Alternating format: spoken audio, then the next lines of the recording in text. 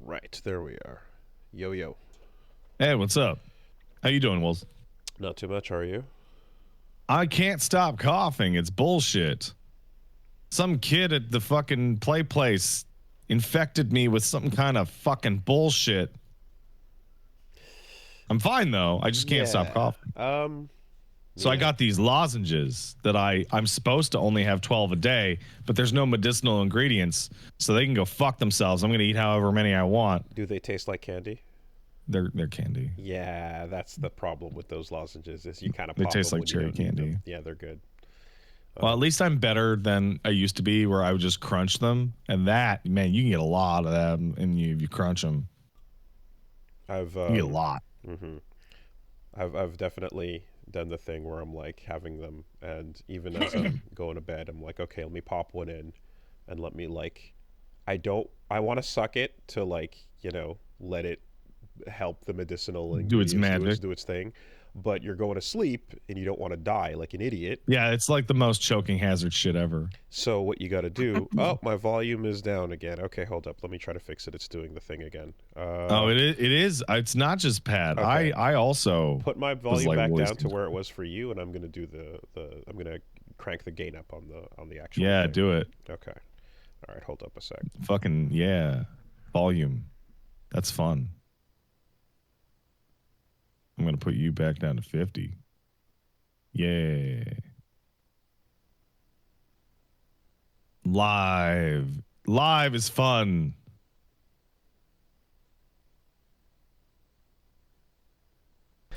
All right. They got a good snoof in there. Good. I'm glad you got a snoof. That's good. So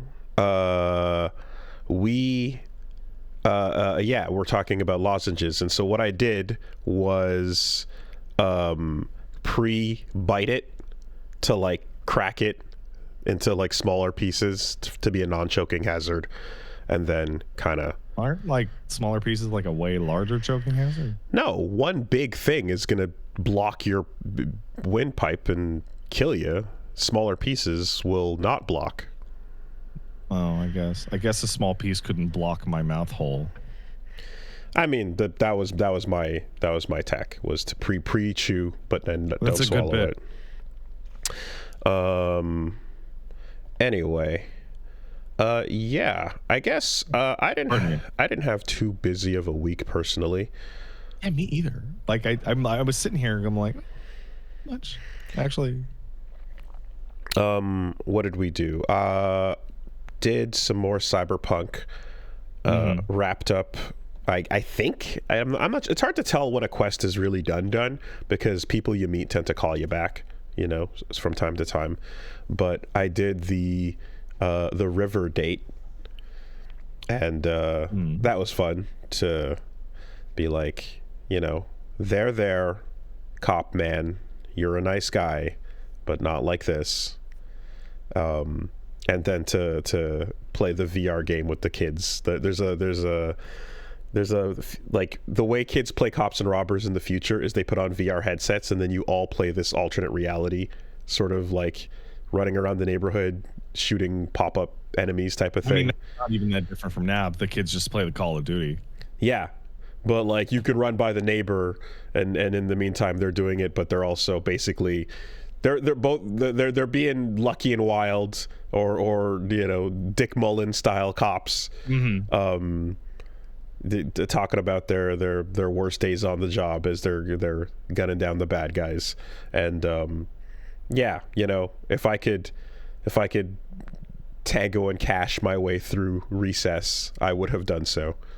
This is a horrible aside, and I'm sorry to bring it up, but like you're describing they're in VR headsets and they're running around.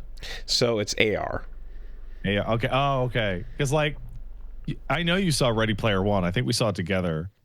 No, I read Ready Player One. I did not watch the movie. Oh, okay. Oh, my memory is fucked up.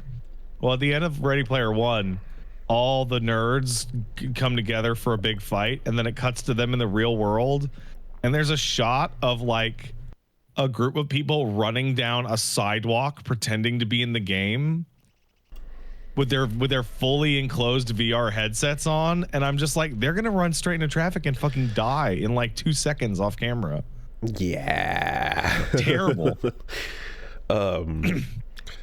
Yeah, no. The first thing you'd obviously probably do is put up a boundary for where you are on the map and stuff. But then again, look at Pokemon Go. You know, people trying to catch a Snorlax, running all up into those dangerous abandoned warehouses.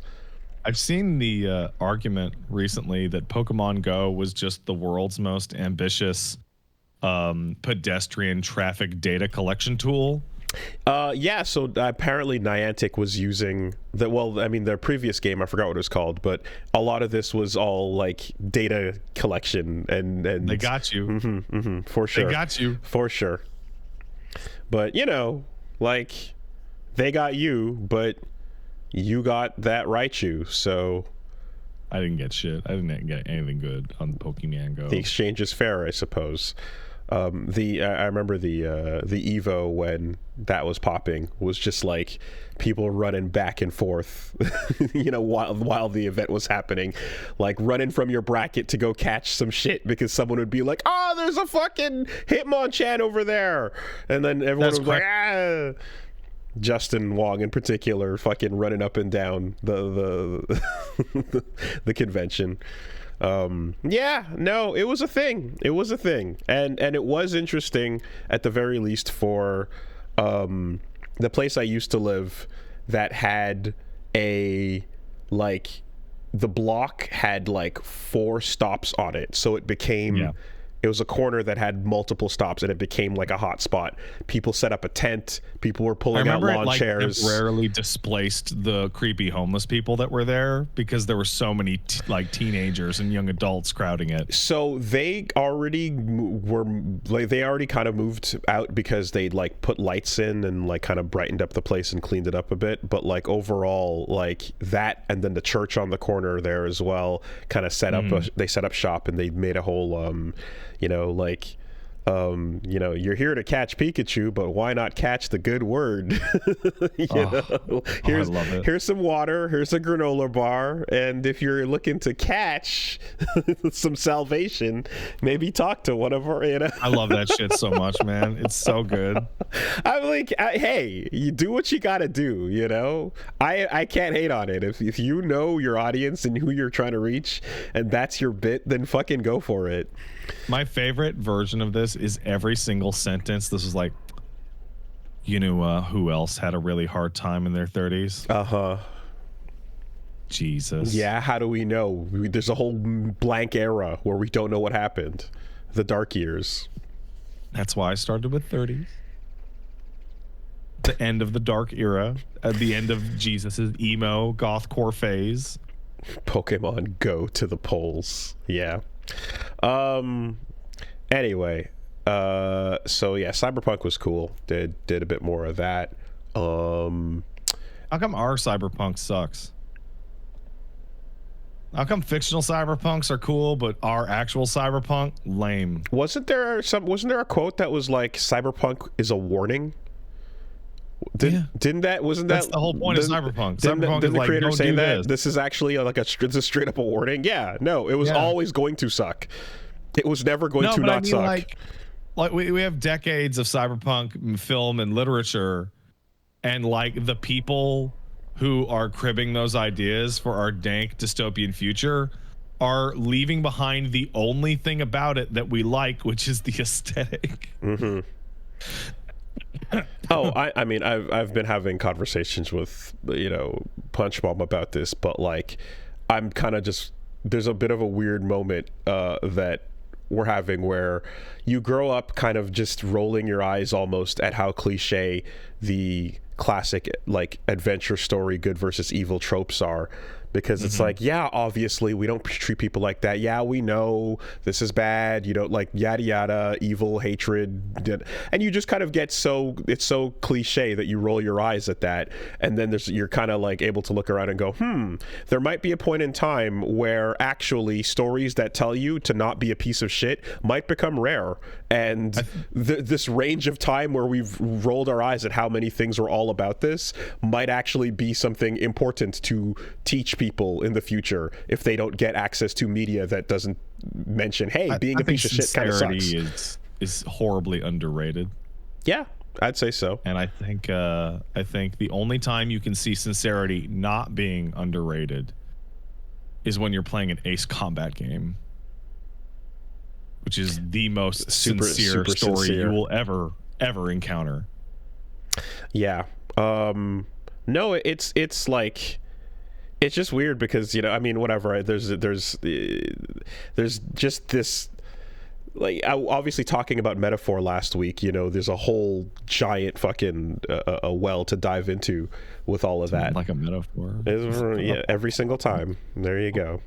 But yeah, you know, it's just baffling to kind of wonder, like, are we gonna actually see within, you know, a short period of time a change in the way stories are told, or the way or the types of messages that are, oh, absolutely, you know, I mean it's all cyclical, right? Out. Like fashion comes around and goes around, and it's like you had like edge lording as a response to Puritanism, and then like apathy / irony as a response to edge lording, and now we're gonna roll right back around to good vibes, and then good vibes are already leading back into Puritanism, which will lead back into edge lording. I think what will likely happen personally is I think the like massive AAA corporate budget storytelling is going to completely give up, you know, and cave to pressure.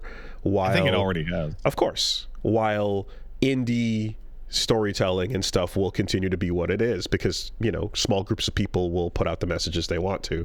But like, I think you're going to see a larger gulf between, you know, like milquetoast AAA releases and real shit coming out for $4.99. I think I don't know if you're talking about games or film or art in general, but I feel like we're at the point, we're right there where the milquetoast thing isn't saying anything at all. like it's not even that the message is like bland. Like, I think we're getting to the point where you're getting there is like, wow, there was no message. There was nothing. Did you enjoy the adventure? I did not. You didn't even butter this toast, dude. Did you have a couple of Whoaments and call it a day? Yeah. I've never heard that term, and I'm so mad. Oh, because I invented it. That's really good. It's the thing that happens in the trailer for the kids where they go, whoa! Oh, I can't. Oh, that's so good. It's the kids flying on the big thing that takes them for a ride, and Hazelight fucking loves them because they put one in every single mission. Get the mind share out on Whoaments right now. Yeah, they put them in every single mission. Every single one of those Faras games is full of them. But every trailer for every kids movie must feature at least 2 or 3 Whoaments. 100%. Oh my god. And that's the way it's going. But it's just because, like, I think, like, you know, for as we're talking about these you know, nothing releases, there's always going to be a mouthwashing style, you know, thing that drops. But I think there's almost a good, like, thank God mouthwashing is what it is and is at the scale that it's at, because if it were a larger quadruple A style release, then there would be a much more detailed faction of people going, but I don't get the problem with Jimmy though. right? There would be a larger discussion around, no, but Jimmy actually did nothing wrong. Like, I don't see what. Yeah, it's right at the perfect level where it's not like edging on Griffith, just like I'm gonna be Griffith didn't do anything, right? But it's large enough that there can be a discussion about the Jimmy. And you know, and then active, like, you know what, I'm gonna go make my own pro Jimmy game actually, and the just fucking. I'm gonna call it Yick. That's a lot. That's unfair. That's unfair. Jimmy is a fucking murdering piece of shit rapist. Come the fuck on, man.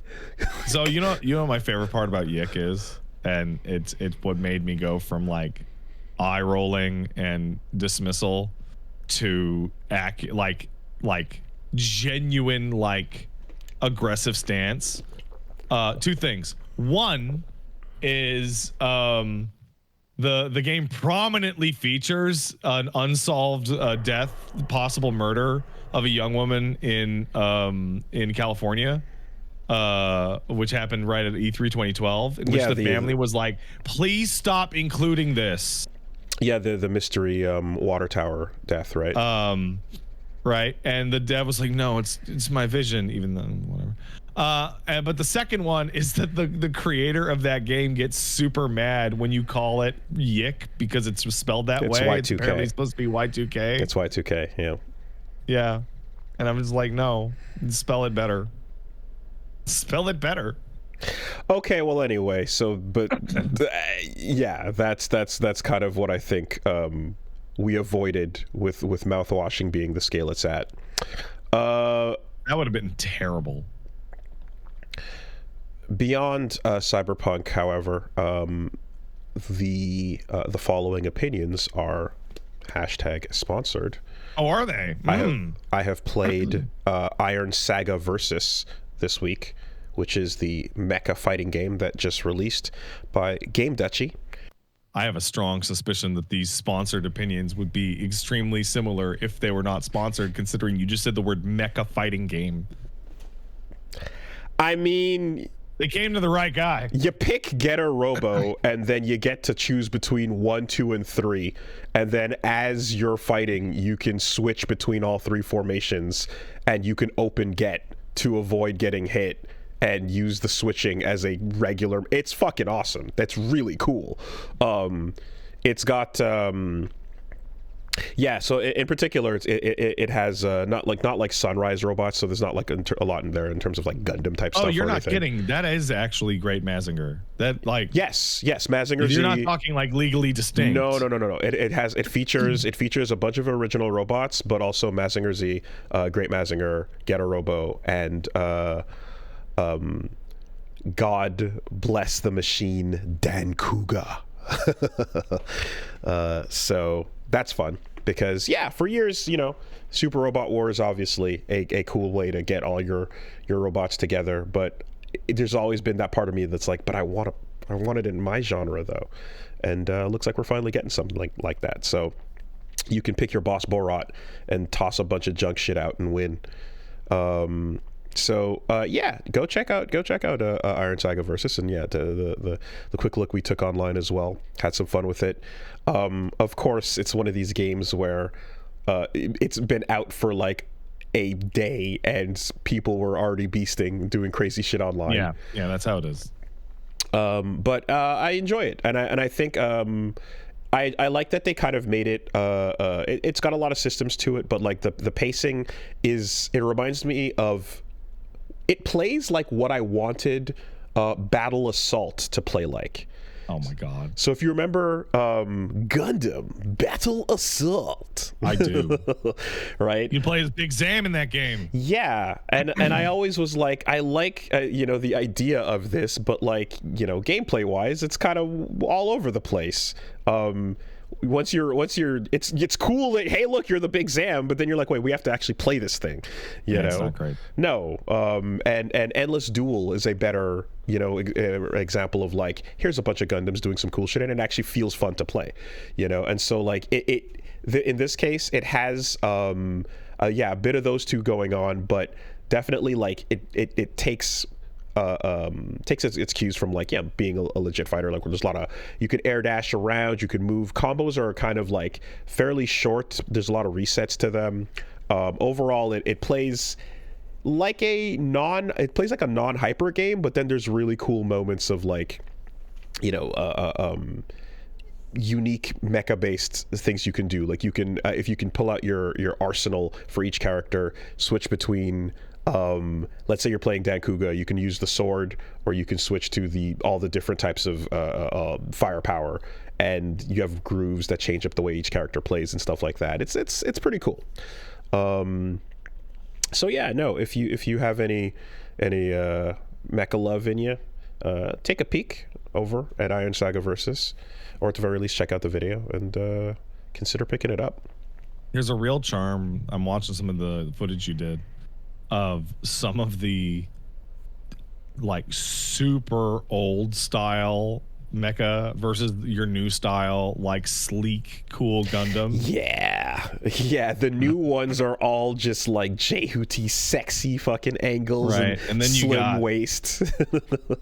Then you got this dude with the stretchy arms and the pink head, Boss Borat. Oh yeah, Boss is doing it, absolutely. And he's the goofy little man. And then the pilots too, like, look like that same art style as well. Like, some of those original mecha pilots look like visual novel antagonists talking to you.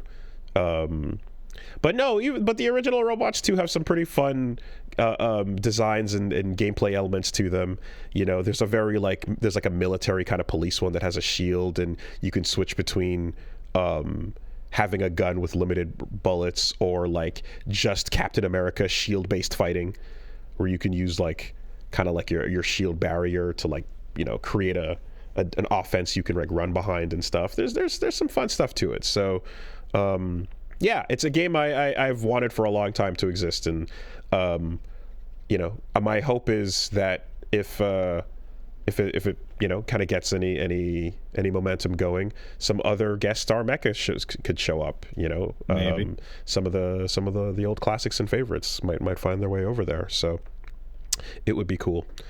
I know that like, even when it comes to Super Robot Wars, there's like always these like guests that don't stick around the whole time. There's people you expect to show up every single time, all the aforementioned classic Super Robots and your Gundams and your Evas and stuff. But there's that one where you can be like, oh shit, Virtua On is in there. Big O is in specifically that one, or Gurren Lagann is in specifically that SRW.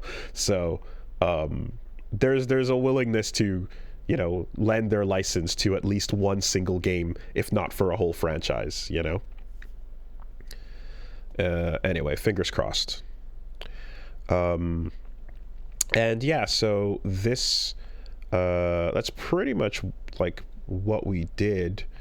And then coming up this week, besides taking a look at Cyberpunk for tomorrow, we've got an announcement. I'm gonna be heading down to the Red Bull Canadian qualifier Kumite in Vancouver. Oh, hey. Cool. And I'll be doing some commentary for Street Fighter 6 as the battle for BC takes place, and then the 4 top placing folks will be entered into the Red Bull Kumite Canadian qualifier. The winner of that gets a trip to Paris to join the LCQ. So yeah, gonna be coming through. Reggie's in tow, Punch Bomb's in tow, and you're not allowed to compete if you're commentating, right? No, I don't imagine you can.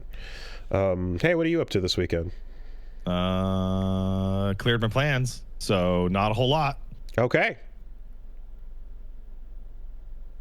I'm gonna go in person and see what's going on over. You want to kiss this dog? I'm gonna go get. You want to kiss this dog? Round 2 on the boost. You want to kiss him?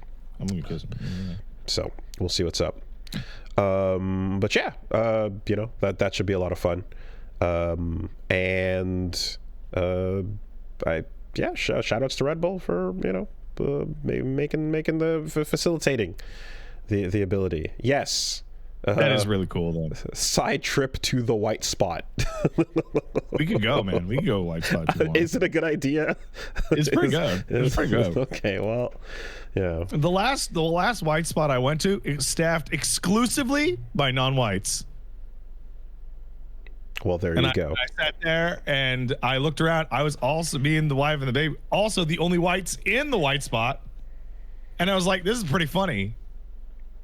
I said it to myself. I mean, is there a big sign outside that I can stand next to and just yuck it up? No, the sign's at like the top. Because that's the whole point. And they don't have like a commemorative like history of the white spot thing inside that you can stand next to. Because the whole point is to just, get right next to that sign and do the bit. Okay. Pretty good, man. It's pretty good. They got a good chicken broccoli.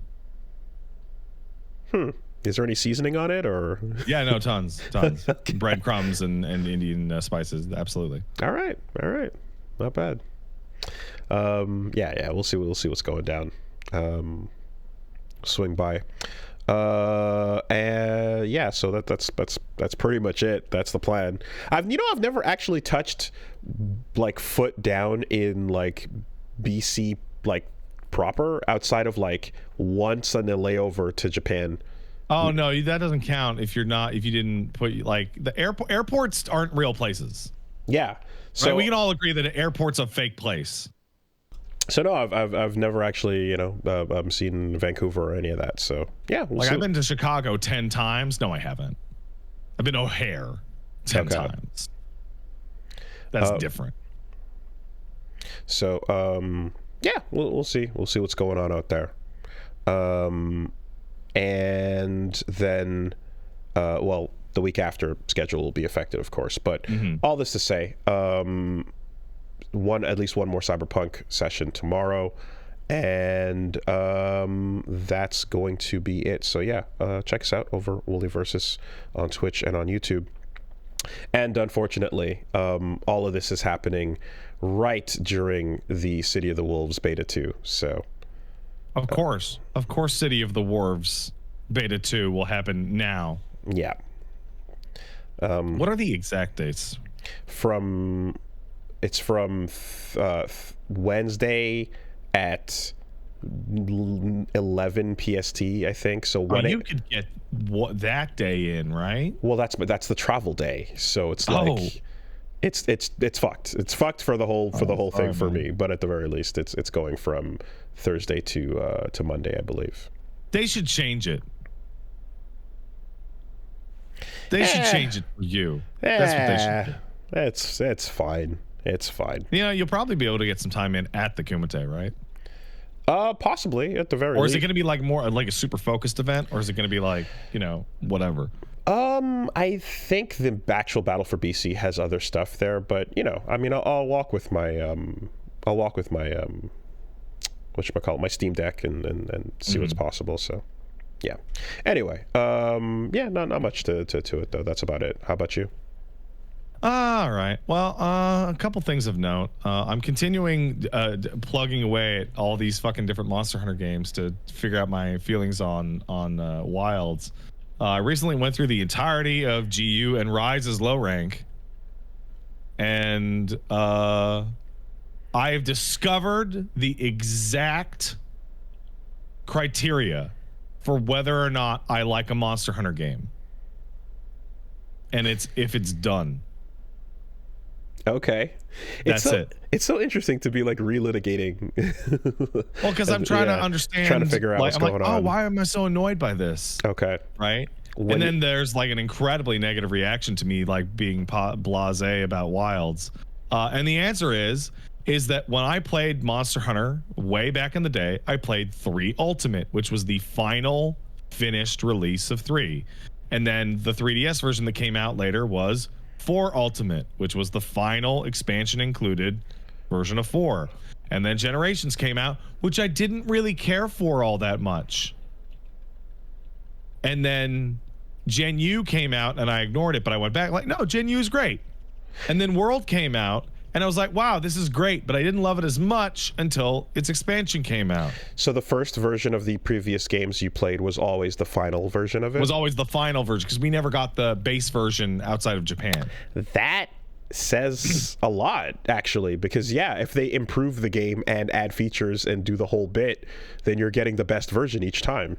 Yeah, because like you go from Try, which is 18 monsters, to 3 Ultimate, which has like 51, and like 10 more weapons. Okay. And you're like, that's a big difference.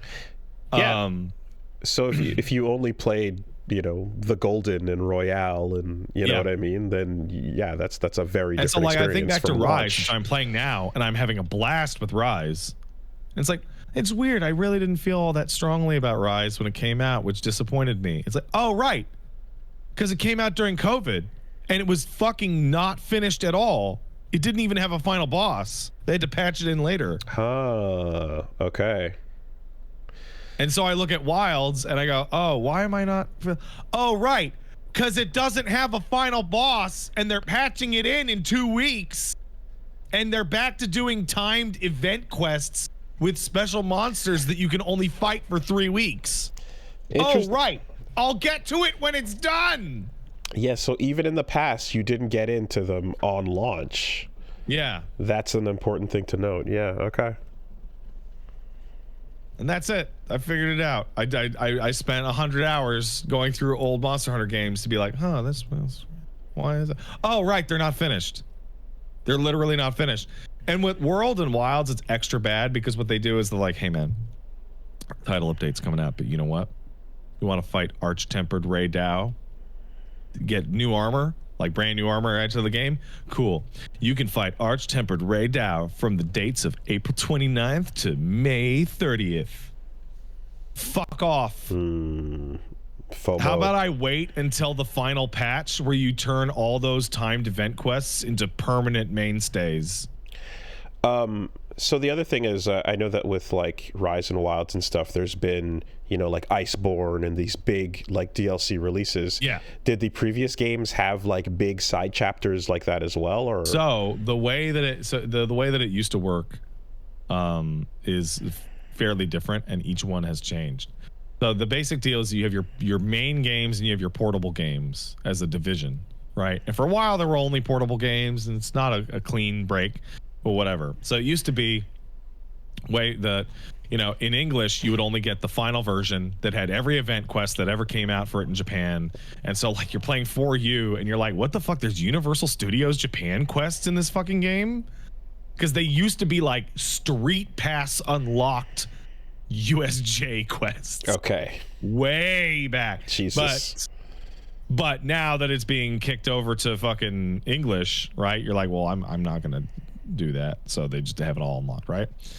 And then World came out, and World comes out and it's Monster Hunter World, and then they have an update a couple months in with Devil Joe and also Arch-Tempered Teostra or whoever it was. But Arch-Tempered Teostra is time limited, and then they'll wait a little bit and they add a new monster, and Arch-Tempered Kushala, but Kushala is time limited, and so on and so forth. And World really popularized for them that there would be permanent additions, but also they would constantly be running timed events that would run for a week or a weekend or a month or what have you, right? And I personally find limited timed events in a game like that to be infuriating. Like, I was busy a bunch when Kulva Taroth came out, and I was like, oh cool, I have like 2 weekends to grind out like 400 gold weapons. That doesn't sound exciting at all. Can't you just leave it all in there forever like you did with all the prior Monster Hunter games, so I don't have the fear of missing out? No? Okay. And then Iceborne comes out, which adds like double the amount of monsters. But then Iceborne gave me the worst version of this, where Iceborne added timed and additional content that also required you to grind the shit out of it. So you'd get to the end of master rank in Iceborne, and what happened was I hit master rank like 21 when I completely beat the game's final boss. and they're like, did you know you could fight Ruiner Nergigante if you get to master rank 100? I'm like, cool. How long will that take? Oh, I don't know. 45 more hours of grinding on things that you don't have any things to get. And so then, Safajiva came out and all these things that were timed. And eventually, in the final patch for World, the final patch went, okay, everything's available forever. There's just no... And I looked at that and I was like, I wish I had just not interacted with the game even once before that happened. But now here we are, right? Because everything you're saying and everything about this is just reinforcing in me that there's no benefit to early adoption outside of scraping your own curiosity, right? Absolutely. It feels like, you're just like, I need to know, I want to know now, and it's happening now, so let's zeitgeist it and hit it. But it just fucking punishes you for doing so. Here's where it gets and just chilling and when waiting is so much better every time. Here's where it gets slightly more complicated. Yeah, okay. Rise comes out and it's just straight up unfinished. And they do the title update. Hey, here's the ending of the game 1 month later. Here's new monster every couple of months, right? But Rise, because it's on the Nintendo Switch and it's a portable system that can't always be guaranteed to have access to the internet, all of its event quests come out and you just download them and they're forever. Mm-hmm. So they walked it back. They went, nah, event quests are forever, don't worry about it, right? Which is nice.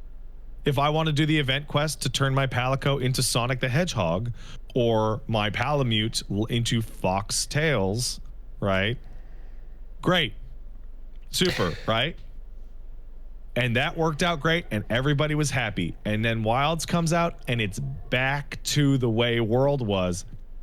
The thing that I talked about when I deleted my file and I started over all that, the kicker was that they said, hey, by the way, for people who have beaten the game, there's an event quest to get a new helmet. It's available for 1 week starting today. And I was like, oh my God, they're doing it again. Oh my God. They want me to have this game completed, installed, and ready, and for me to jump on every time they say so, and I don't want to. So when I say there's no benefit to early adoption, FOMO-based content is the artificial benefit that you can add. Is like, oh, well, if you get in early and if you're playing often, you can get one of these things that's not going to be available for a while. Same thing for anything locked content in like a free-to-play game or so. Now, of course, if you care a lot about the thing and you have friends that are playing it at the same time, then obviously it makes sense to go play it as is. I'm just in general describing, like, if it's something that you're like, if you're still waiting on or deciding and or are not completely swayed by, in a lot of cases it seems as if just like getting into it in a better state down the road doesn't seem to have many downsides unless you're again waiting with friends and so on. There's a couple sorry, after you. I know that the genre is a huge factor too as well, because games that are massively about the community are like, well, that community is not going to be permanent, right? There is a time for That's how true. This is there's a moment here that you need to keep up with, and if the moment versus the quality release version of the game are not in sync, then that fucking sucks, So if it's a game that doesn't involve community as much, then you can definitely be a bit more patient with that. And then there's also that bit where it's like you sometimes you're like, well, this game also you want to show your support by knowing that, like, you're like, hey, I bought this to show that I want this type of content, even though it might be something that you're like, I'll get around to it later or so, So obviously this is not a complete 100% consistent thing. So I want to go through like a couple of the obvious responses to my feelings on this. The first of which is like, well, you wouldn't feel that way if you hadn't deleted your save and you had to restart. No, I felt that way even more strongly during World, because when I was playing World, I felt, oh my God, I have to do the fucking Teostra quest. I fucking hate Teostra. But the only time to get the gear is this time, or I'd have to wait till the end of the year for the festival. And like that feeling of being actively manipulated is horrible. I hate it. I hate it. It makes me not want to play it at all. I hate it. Following up to that, well, I mean, you don't have to do those kinds of quests. It's like, well, no, but the series history is that they're always available. And also, Monster Hunter exists in a sort of meta genre that you've probably heard me describe Warframe as, in which I've called it an arsenal game. I also called Destiny 2 that, in which like checking off all the boxes and getting all the toys too many is a big part of that experience. Right.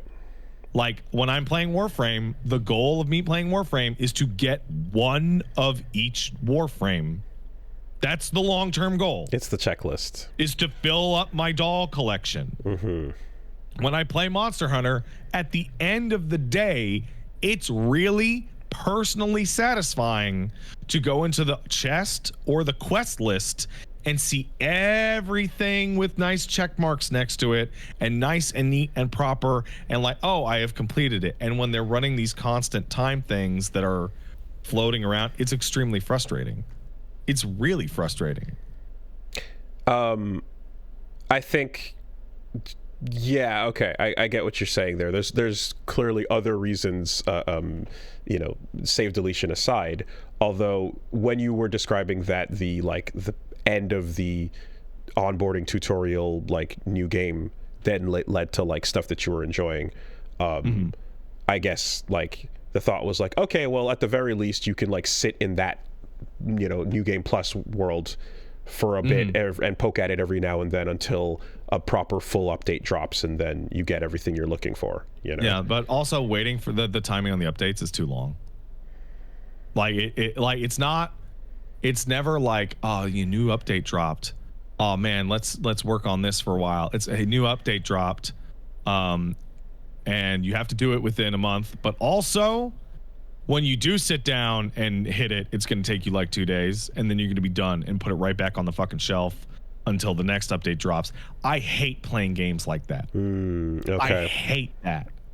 You know what I'm realizing? I hate dropping it for 60 days only to pick it up for one and bang it all out and then drop it for another 60 days. I fucking hate it. I wish Monster Hunters just went back to release nothing expansion. I get it, because look at how I've fucked myself over with the early access games, with Darkest Dungeon and Hades and shit, that I'm like, I'm enjoying this so much that I go too far into something that's going to get reset or or changed drastically when a big content drop occurs. So I definitely feel that. I'm realizing too that if I think of like an RPG, let's take SMT, where in most cases, I'm looking at these games, as we've discussed in the past, where I'm like, I'm going to experience this once. So if I choose to experience, unless you play it again. Yeah, but I'm probably not going to. So if I'm somebody who's knowing that I'm not going to, right? Then I'm like, well, why? For me, it makes more sense to like play the different finished like final version. And in cases like P5 Royale, for example, I'm kind of like, I don't know that I'll ever, right? And that sucks, because I'm like, I really enjoyed that game, but I don't know that I'll go back and do that. I I don't know that I'll go through all of SMT5 Vengeance either, having done the original. Even though I know there's a lot of new cool and shit that I would thoroughly love, but I'm also like, well, if I'm going to start 5 and just do it from scratch all over again and get through Vengeance, just pop in fucking Nocturne and do that, because I haven't done Nocturne, right? Like I'm that person. If if I'm going to go back through Royale, just pop in fucking Kuzunoha Raido 1 and do that instead, right? So for me, the fact that I'm also not looking to replay anything that really is another reason why I'm precise about my picks. So one of the things that people point out as I'm talking about this that I think is really a genuinely funny and dead on observation that I'm talking about, I really hate this slow update cycle, and where I burn through the game entirely and then am completely done for X amount of days, but don't you play FF14? And the answer is not anymore, because I caught up.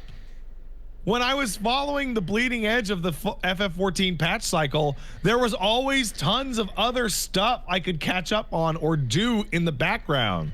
But then when I finally got to the point where I'm like, I have done everything I could do and I'm just sitting around waiting for more, I'm so fucking bored with this. Which, by the way, it's really strange following a game as intensely as I have as FF14 and finding out that there is a patch live today by me looking over and seeing people say that there is a patch live today now. That's funny. Because that would be like I would move my schedule around and wake up early to do it versus, oh, there's a patch today? Weird.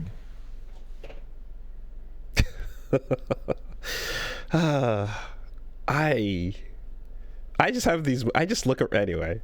I was like, I look around. Well, what do you got? I know. I just look around at sometimes, and I'm like, I don't know how or why I ended up here. Like, what do you mean? In terms of just the way I consume this medium is just so diametrically opposed to everyone I'm talking to right now that it's. Well, I mean, I'm not exactly the norm on it. But yeah, but it's anyway. I'm actually sliding closer to where you are as a result. Like, I've been playing a bunch of Kingdom Come Deliverance 2, and I'm like, yeah, I'm gonna wait like at least a year because I'm gonna wait till all the DLC comes out, because they said that every DLC that comes out is gonna come along with a bunch of bug fixes and balance changes. I'm like, oh, okay, I'll just wait for that because game's not done. And I think part of that reason is like, even for the best, even for good games, release date is not done, like not done at all anymore. Even for games that are like excellent. Yeah. It used to be bad games came out unfinished, but now good games come out good and get better. For sure. Like significantly better. Not just multiplayer, single player, everything. It's like, get it out the door, ship it. We can fix it later. We will fix it later. You know, there will be these patches, but like, if you're getting in there, it's gonna be early access even when it's not early access. 1.0 is still, you know, not so secretly early access. Like, I think God's largest joke that ever played on anyone was every single person that is listening to this podcast and me going, you know what? I think now's the time to start my BG3 playthrough. Well, look, I just started Cyberpunk, right? And I can't. They literally said it's done. But here's the thing. Let's imagine Cyberpunk launched and it worked and there were no bugs. Okay? I know. But like, I didn't even make a face, so you knew it was coming. Just imagine, right? That part aside, if it was still functioning, the amount of shit that has been added in post that's just new quality of life content is still enough that it's like, damn, you probably should have waited to get into this after Phantom Liberty and all these other quality of life things. Not in terms of just getting it working, but in terms of new shit, you know? There's a huge gulf between repairing what's broken and then like what was added afterwards. It's crazy. It is really quite baffling how pervasive it's gotten, and how I have gotten. I don't know. So I don't want to say it's like more willpower, because that's not what it is. The pull of the new is like less. Like I am treating full releases like they're early access games now. Okay. Right? Yeah. Like, I am treating Monster Hunter Wilds like it's got an early access tag on it and it has a fucking version 0.6 next to it. Okay. Good. Same thing with KCD2, where I'm like, I've still got a couple bugs in it and it's got 3 expansions. I'll just wait. And like, this comes right off the heels of me playing through Kingdom Come Deliverance 1 6 years after it comes out. And you know, I think about Hades, and I think about our experiences with Hades. Yes. But and why day early access came out for Hades, burned as hard as I could, beat Chronos once, and went, okay, on the shelf till version 1.0. Like, it's done. But I also am just thinking of how while I feel this like this is a feeling that I've had in the past as well, but it gets amplified now because there's so much good shit that gets ignored. Absolutely. And that wasn't the feeling back in the Xbox 360 days. No, right? No, it was like, oh my God, thank God. When something dropped, when a big XBLA release came out and we were all talking about it, it was like, oh fuck, yo, go check it out, you know? And like that was dominating the conversation for the next 3 weeks. Yo, Braid, have you seen this game Braid? What the hell? Yo, you got the potion. It's nuts. Like you're high and shit. This game's stupid. I fucking love.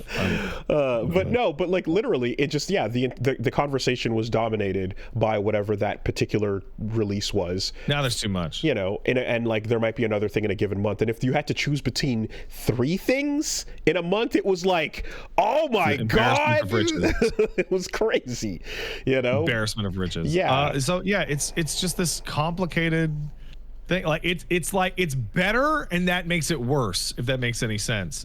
Like games that would have like PC games, like let's say Kingdom Come, that's a kind of PC game that used to come out back in like 99 to fucking 2008, and it would come out and it would be like massively fucked up, and like 2 patches would come out and people would recommend it, but you'd be like, isn't that game massively fucked up?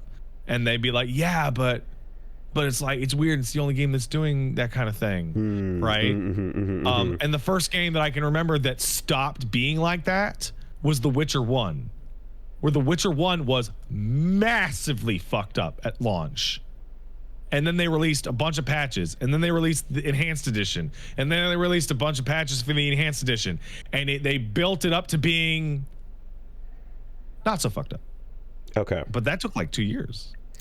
And that's CD Projekt. I had like a funny moment yesterday where I kind of was in the mood for just like a quick little dinner game. You know, nothing too intense or so, but it's where my Balatro, a little bit of an amuse-bouche. A little amuse-bouche, oui, c'est ça.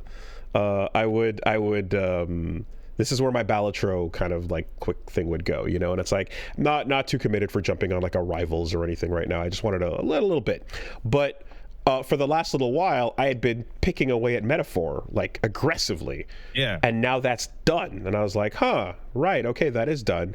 I can, you know, like, there's stuff that I do when I'm more committed to, like, figuring out research for upcoming LPs or whatever.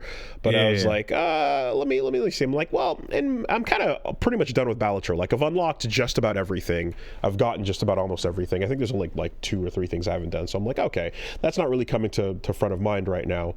You know, and I kind of was like, is there anything? I'm like, what am I? I was like, I kind of had a little nothing to look at moment.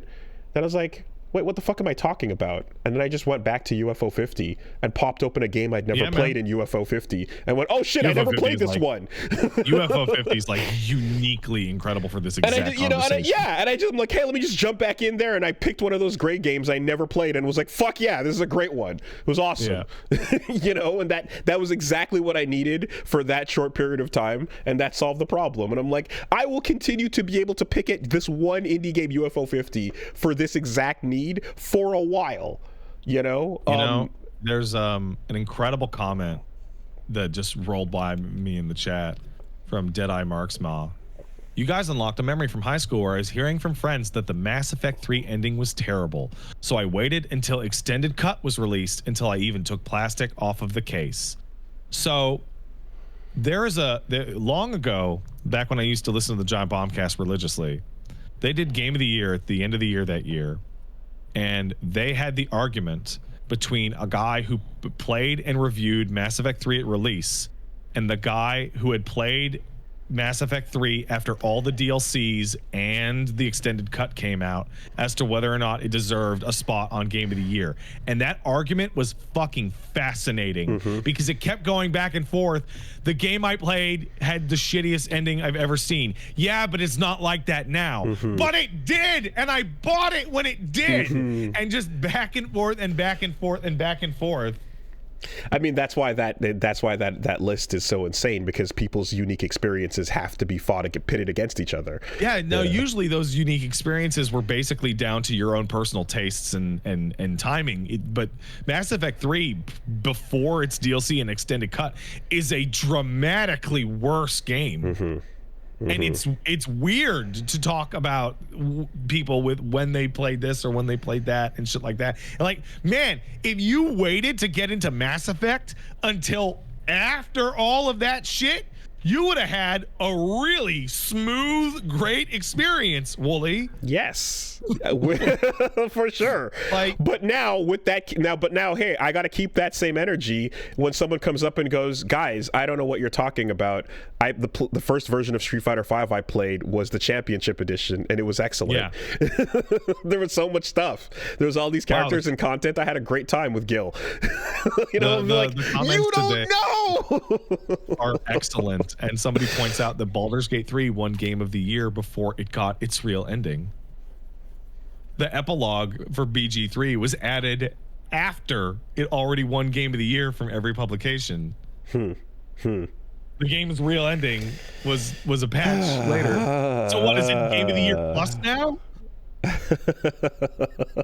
And then you think about something like Elden Ring, which isn't usually the type of game you would talk about releasing unfinished, but it did. It released a full patch version before final, because there is no way in hell you're telling me that the base version of that game was not supposed to have the little icons on the map for NPCs. Or how about Bloodborne, which launched with an anti-loading screen that was just the game's logo, which was clearly the fucking demo build shit. Like, we can't talk about this without while neglecting to bring up Azura's Wrath, which had the final 2 missions sold as DLC after launch. And you know what? The actual ending. I have heard the realistic and reasonable explanation for that was supposed to be a large-scale DLC, but then they didn't get approval for that, so they took the cutscenes and they sold them so that you could get the ending. To which I say, fuck that! That's still terrible. Garbage, absolute garbage. And I want to say Pop Zero, right? Yeah. Oh, man. Prince of Persia. A sequel hook to nowhere. It fucking sucks when you release your fucking game and it has no ending. And people who buy it and play it right away just get punished hardest for that. Hey, I've got a name for you. You want to get targeted? Listen to you want to talk about endings that didn't happen? Let's talk about Deus Ex. I mean, the game series that has one game with an ending. 4 games and there's one that has an ending, and the endings suck. What was with what was the original with that? The original, you went through the whole game and you got to the end, and the endings were unsatisfying, but it was the natural end conclusion of the story that had been built up in Deus Ex 1. And then Deus Ex 2 is Invisible War is a massive mess that goes nowhere. And then with Human Revolution, they cut like 40% of the game and then sprint to the end, and then had an ending cobbled together at the last second that doesn't make any sense. And then for Mankind Divided, they again cut like 40% of the game and then just end on like what used to be the middle point of the story. And they're like, we'll pick it up in the sequel. And then the sequel got canceled. Always a fan of series like Half-Life, where it's like, hey, Wooly, get into these games, they're really good, you should catch up so that you can suffer like we are right now. Unfinished for decades. Catch up to us and join us as we sit here, plates empty, starving. You know, I know you didn't, you were enjoying yourself outside the room, but no, get in here and suffer with us. Bro, there's somebody in the chat said Mankind Divided is the first game I've ever said, like, wait, it's over out loud. I got one that's like crazy. I know you haven't played it, but Legacy of Kain Soul Reaver builds you up to this massive final confrontation. and then you walk into a room and a guy comes and talks to you and then credits roll and you're like, what? Are you serious? Like it's crazy. It's so nuts. Yeah. Anyway, annual reminder that you should read Vagabond. It's a very good manga series. I encourage everyone to read it. It's very good.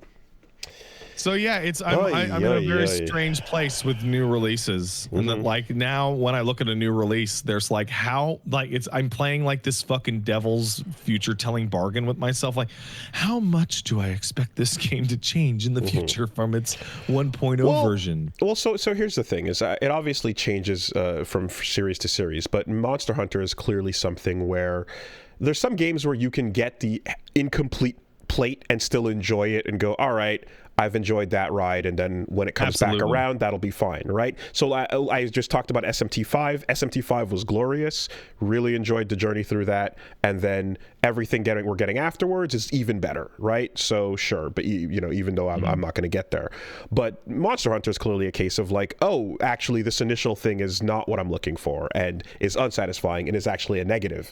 So if the thing you're getting incomplete is a negative, and it's not enough to enjoy it's not that. A negative. I just miss. If in the plate metaphor, I'm just like, oh, this usually comes with potatoes. I just kind of want to wait until it comes with potatoes. And the thing is, too, is I'm sure there's folks out there that are like jumping in heavily multiplayer driven with it and just kind of like mainly enjoying it for that aspect, right? Even though it's incomplete, you're absolutely. Like, it's a thing we're doing with the friends, so that'll be what it is for now, And you then it becomes like what you said earlier, which is like, well, is the community going to move on? Am I going to miss the zeitgeist? And the answer is, in this example, it's fucking Monster Hunter. So no, you're not going to miss anything. People will continue to play their personal favorite Monster Hunter forever. I mean, at the very least, if the community does move on when a big announcement of some kind happens, there's still that moment as opposed to at random, like you're jumping on, you're playing GU. Did you do any like online? So when I'm saying I've been playing these games, I mean I've been streaming them, and I've been streaming them exclusively in multiplayer.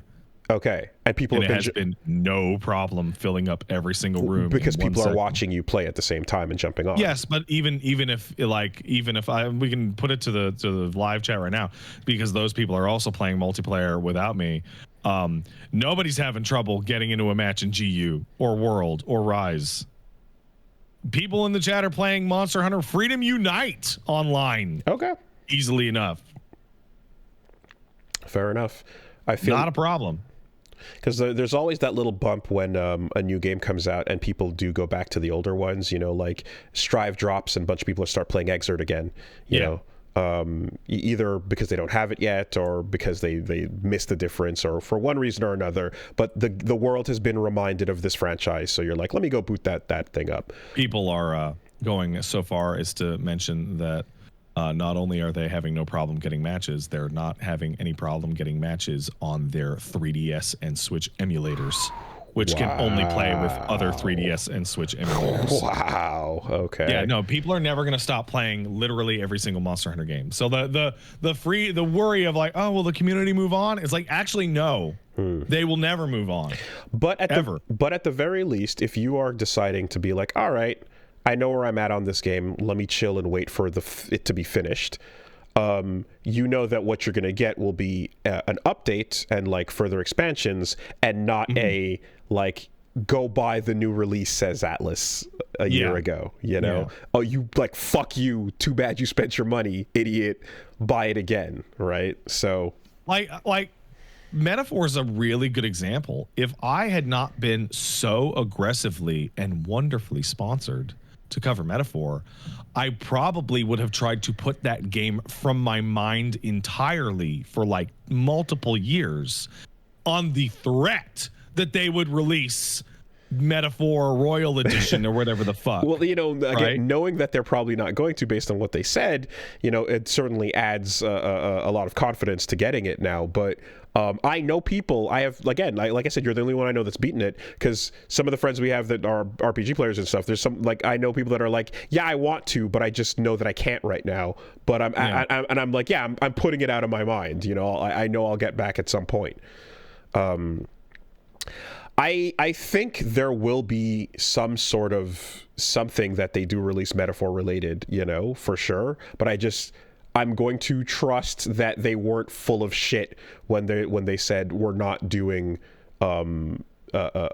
Royale style releases anymore. You know, I could. Well, they didn't. They said they weren't going to do.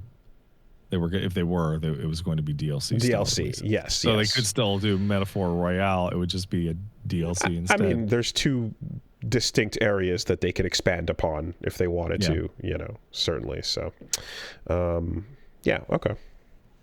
But yeah, no, very, very interesting feelings coming away off of Monster Hunter, especially when it coincided with me going back to an old game like KCD1 right before the new game KCD2, and me hitting the same conclusion on both. Of something that I usually wouldn't be able to do, which is like, I'll just wait. Like, this new territory for Pat, quitting the MMO and just like, I'll wait. You're being a good influence on me, I think, probably. There's so much good shit. On that note, a game that is definitely completely finished, and I'm going to be going back to, not this week, but next week, is a game that is extremely charming indie. That I believe is 2.5, 3 hours long, called Home Safety Hotline. Have you heard of Home Safety Hotline? No, but I like that name. So Home Safety Hotline takes place on a fake computer. So 1996, you know, Windows 3.1 fake ass computer where you check your email and you check your videos, and they all have terrible mic quality, and your employee orientation, etc. And your job is that you are going to be a hotline for people who call you with possible issues with their home for safety reasons, as to whether or not you should advise them to call the police, or minor things they can do in their home. So things like, hey, I got these weird noises coming out of my bathroom and it smells in there sometimes. Like, you might have frozen pipes. Okay. If you have frozen pipes, you should contact a plumber, etc. So what you do is you sit at your fake computer and you read through all the articles of, is that frozen pipes, or is it black mold, or it's carpenter ants or something, these kinds of things. And you'll get a call in, and it'll be complete dog shit 1996 like sounding phone call about some Jagoff going, walls, I don't see any ants, but right. And then you will go down your list of possible causes, figure out the one that you think is the case, and then submit that as the thing that they're dealing with, and then you'll get graded at the end of the day, kind of little papers, please. But it's very calm, it's very relaxed, there's no time limit. You're just going down like, could this be carpenter ants, or maybe mice or bats, right? And at the end of the day, you'll get graded, and if you get graded, you get a nice little score. Not a big deal, it doesn't really matter. And then the next day, they will open up more of your home safety hotline encyclopedia, which will, so the first day I didn't have access to the bat answer or frozen pipes, right? Mm-hmm. And so it's like, okay, so every day there'll be a little bit more because there's a lot to handle. And then on day 2 and 3, they start adding things like hobs. So hobs wear a false face, and they can live in the cracks of your foundation or your pipes. And if you do believe you have a hob in your living room rearranging your things, you're going to need to put out a pot of cream in the evening. But don't antagonize the hob, because they can metamorphose into a boggart. Okay. And then you get a call, and you start going down the thing. It's like, oh, that sounds really weird, and the dog's afraid of it. Sounds like you might have stair slugs or bed teeth. Just more and more of these to unlock, and you're starting to essentially do paranormal home safety repair. Low stakes SCP. Extremely low stakes, but at the same time, and this is the kicker, The only mistake I made was that I took 2 calls in one night about Hobbs. And I was like, oh man, I think this guy might have some pipe growths. Didn't have pipe growths, just had regular old frozen pipes. The mundane don't leave. Yeah, okay. You could still have frozen pipes. Doesn't mean it's a pipe hob or a pipe growth or a stair slug. Okay. Identify your phasmophobia ghost, but also sometimes it's really just a creaking Sometimes wooden floor. you just got mice. Yeah. Cool. Sometimes That's cool. bats. It's very charming. Yeah, it's really, really cool. Big old Windows 3.1 ass filter on everything, and yeah. Okay. Super cool game. I don't have time to get to it this week, but I will definitely go back and get to it next week and bang it out. I think it's super neat. Seems like it was part of the Future Games last year. Sure. So yeah, okay, interesting. So that's pretty much what I did for games and media and whatnot.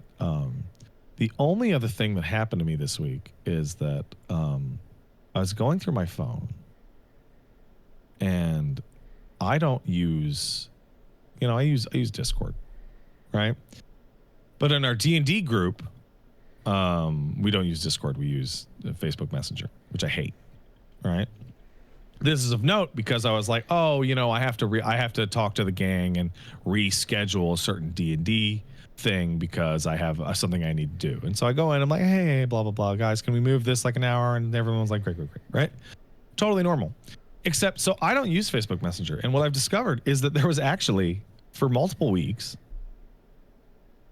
a message sitting in my Facebook Messenger that I had not clicked on.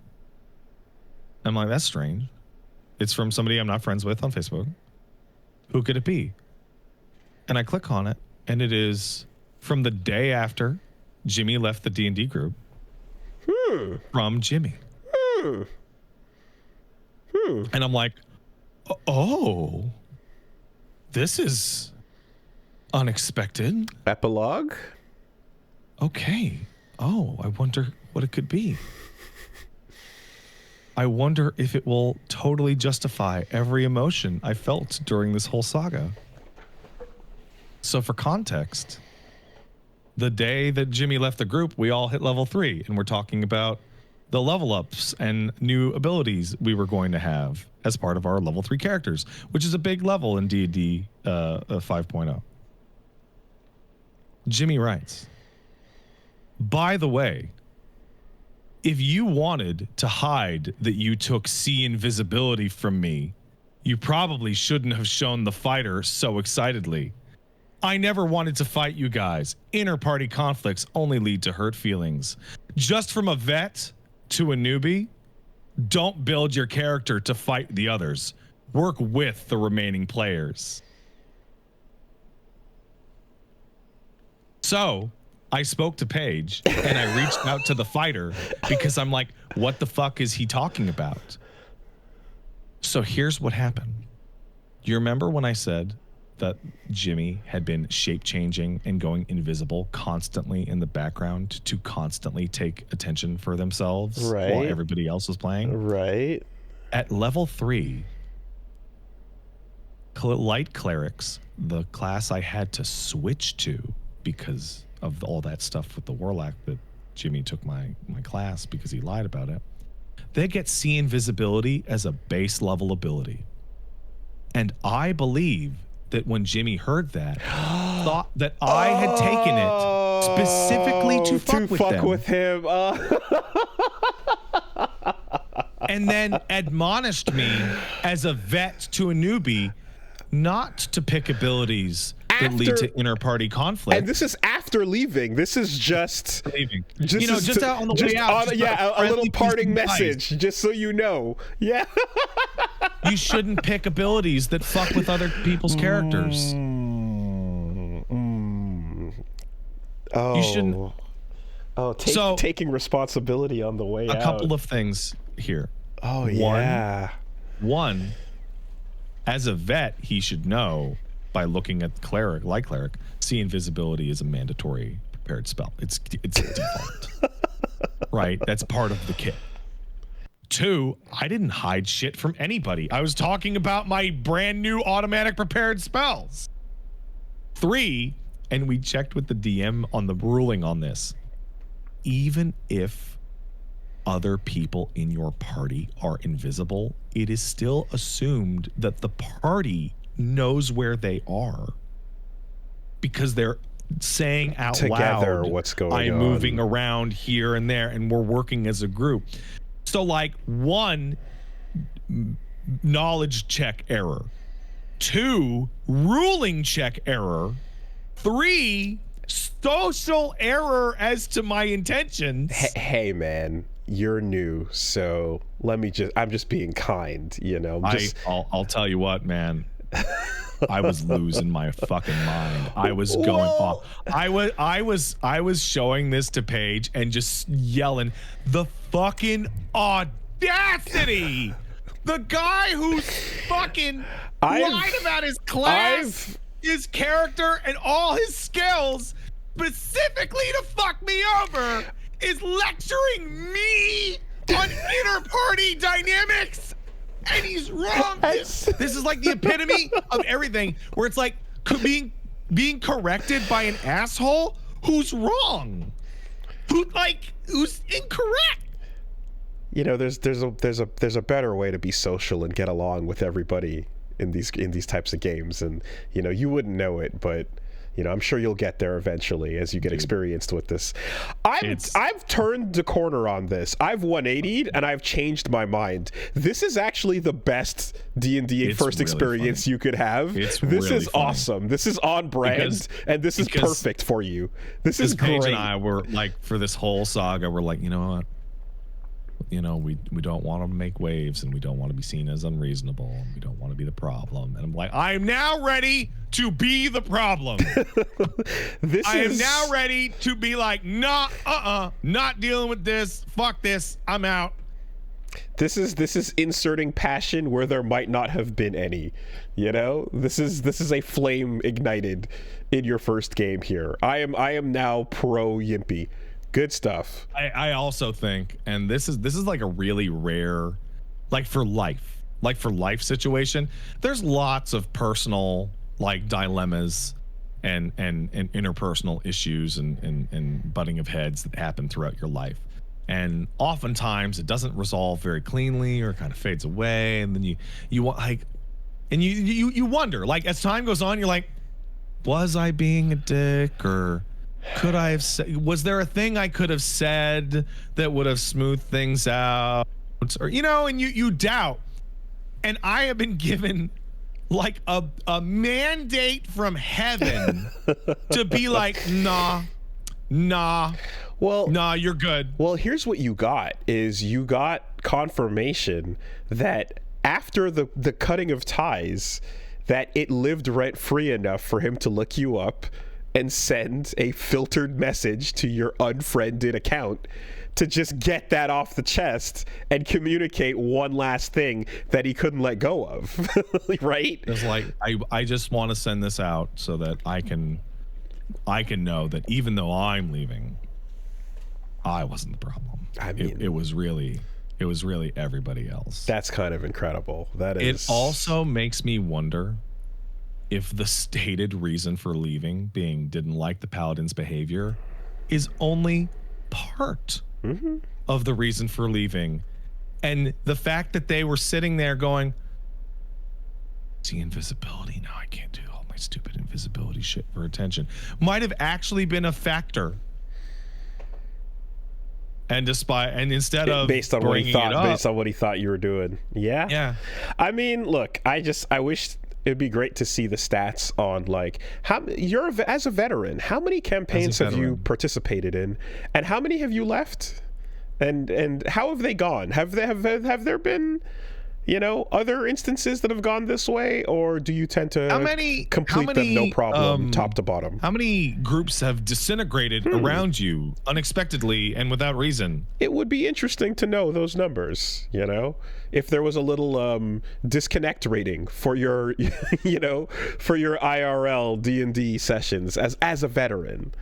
So I feel really bad because this message is weeks old. and Baller Swag Bro put up a supercut of the Jimmy narrative. Like the entire Jimmy story, where they cut the podcast and Paige's stream and my stream. And I feel bad because this is like the denouement epilogue of that whole thing, and it came out right after he cut up that big video. So sorry, Baller Swag Bro. I mean, it's always nice to kind of like just get a little like, that's where you were mentally, you know, at this. But you also, don't get that. But also, you never get that from anybody. Like this is more closure than people get in their divorces. like for real.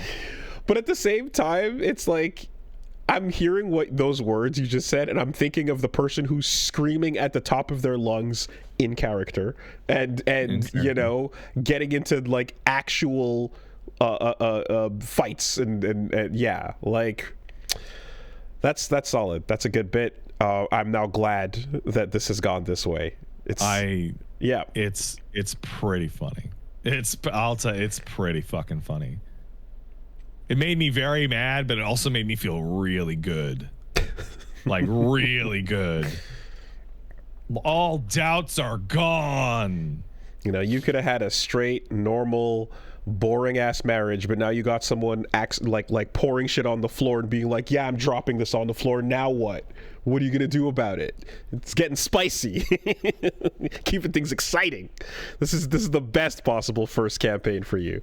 So I'm super excited to go back to D&D next week. I'm super fucking excited to go back to D&D next. I'm so fucking excited. This is going to be great. I mean, this is going to be great. You know, there's that part where it's like, where does everybody else, you know, weigh in on this from outside of you guys? So I can tell you right now. Paige is like, oh my god, Paige is of like mind of like, oh my god, that motherfucker, the audacity. We spoke to the fighter, and the fighter knows him pretty well, and the fighter's like, I don't know what the fuck he's talking about. And then we spoke to the DM, and the DM's like, that's not how that works. that's not how that would work. So everyone is like me and Paige over here are outraged, and then the others are like, what? Huh? Did you send a read receipt? I don't know, maybe. I don't know. I think I have that turned off, but who knows? Okay, because that's an important decision, is whether or not you mark it as read or you leave it in the abyss. That's a great question. Who knows? Yeah, I don't know. Yeah. Because that's, you know. So here's the fun thing, right? That matters. The idea, let's say I have read receipts on, right? It took me weeks to see it. And so then the question becomes, who the fuck is checking to see that somebody has read that message weeks later? That's the worst. I mean, because like Jimmy is. Yeah, Jimmy. And again, the decision is yours to decide whether to let it rock or even just little, all right, hey, thumbs up, champ. Whatever you say. Sure thing. Good stuff. All right. So that's it for me this week. For the remainder of the week, I'm going to be streaming Split Fiction with Peach Saliva tomorrow. So go check that out. That game's great. And then taking the day off on Thursday, Saturday, Sunday. And Friday, I'll just go back to, we'll do some more, we'll do High Rank and Rise with the chat. So go hang out at twitch.tv/PatStaresAt. All right. Quick word from our sponsors.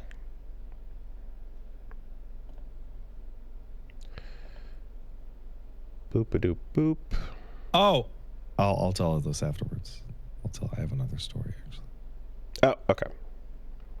We'll talk about it after. Okay.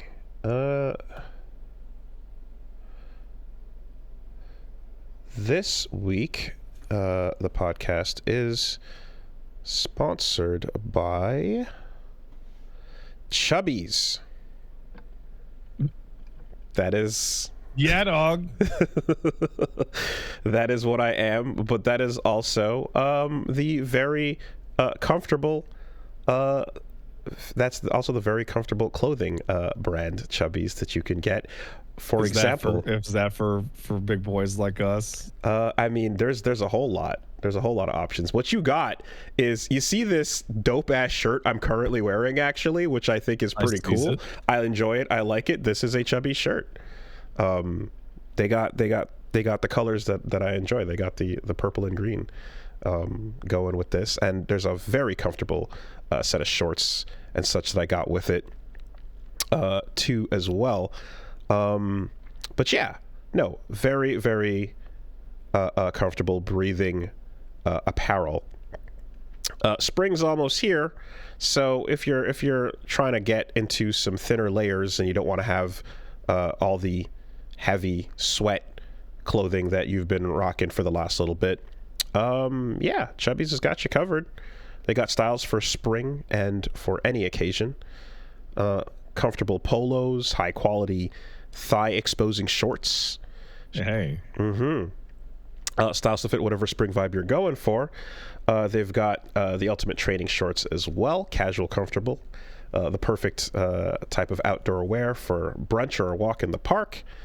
And yeah, when I went in to get a pair, I appreciated that, like with the shorts, and each style you can pick, whatever kind of color you like, pick the texture, and then the cut of this short as well, because you can get it high up if you want a little bit, or you can get it low just to above the knee. I like my shorts low. I like a little bit of extra coverage, and the ability to customize the original stretch shorts according to the preference with the inseams was pretty dope. You can get 4-inch 5.5 or like 7. I went for the full 7 because I like, again, that flexibility to it.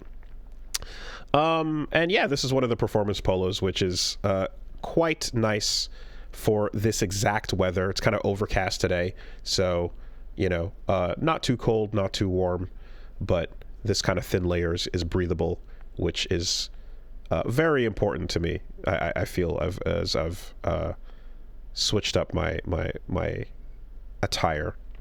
They got a classic line swim collection as well. So if you're getting in the water, it's important to get something comfortable that you can rock out with and enjoy your time at the beach with the line swim collection too. So shout outs Chubbies, appreciate it. That's me. That's me too. Yeah. Whether you're getting dressed for your workday, workout, or a weekend getaway, Chubbies has you covered. For a limited time, Chubbies is giving our viewers 20% off your order with the code SUPERBEAST at chubbiesshorts.com. That's code SUPERBEAST at chubbiesshorts.com. Support the show, tell them we sent you. Don't blend in, stand out with Chubbies. Yeah. Thanks, Chubbies. Thanks, Chubbies. I know there might be some folks that are right on that line going, am I included? Yeah, you're in there. If you have to ask. Embrace it. You're in there. There's cool stuff. It's a thing now. Don't worry about it. You're fine. It's okay. It's okay accepting it. This week, the podcast is sponsored by ExpressVPN. ExpressVPN, my favorite source for all my VPN related needs. Absolutely. Don't walk your dog in public without a leash. Don't leave your kids with the nearest stranger when you go to the restroom. I don't do this. Don't leave your laptop unattended in the coffee shop when you go to the bathroom. All of those are like going online without ExpressVPN. It's super. That's crazy. It's crazy. Could you imagine leaving your kid, dog, and laptop as you ran to the bathroom in that coffee shop unattended? That's nuts. No, Wooly, I could not. Don't do that. So, yeah, ExpressVPN is getting you on a secure, encrypted network. Every time you connect to an unencrypted network in a cafe, hotel, or an airport, your online data is not secure. Any hacker on that network can gain access, steal your personal data. They can get your passwords, bank logins, credit card details, etc. It doesn't take a lot of knowledge. It doesn't take a lot of work. Some cheap hardware is all you need. A smart 12-year-old could do it. And, of course, they can then sell that data for up to $1,000 per person. I want to do it. Selling your personal info. Get protection. Stop hackers from stealing your data by creating a secure encrypted tunnel between your device and the internet. It's real simple. You click a button. It works on all your devices, phones, laptops, and more, so you can stay secure on the go. And, of course, the especially relevant benefit up here is if there's anywhere that says you can't watch this because you're in Canada, I can click the button and be like, no, I'm not, man. And just like that, bam, you're gone. You got an optional dedicated IP service engineered with innovative zero knowledge design, so not even ExpressVPN can trace the IP address back to its user. Get the protection. And it can of course work on the router level as well, so all devices that are connecting at your location can be covered by it as well. I make use of it on a regular basis. As do I. Excellent service. These days, almost once or twice a week, I'm just hitting that button to jump over to another location to watch what I'd like to when it says your country can't watch this. Like, nah. How about not? I'm a magic man. I can teleport. So, secure your online data today by visiting expressvpn.com/superbeast. That's expressvpn.com/superbeast to find out how you can get up to 4 extra months free. expressvpn.com/superbeast. Thank you, ExpressVPN. Thanks, ExpressVPN.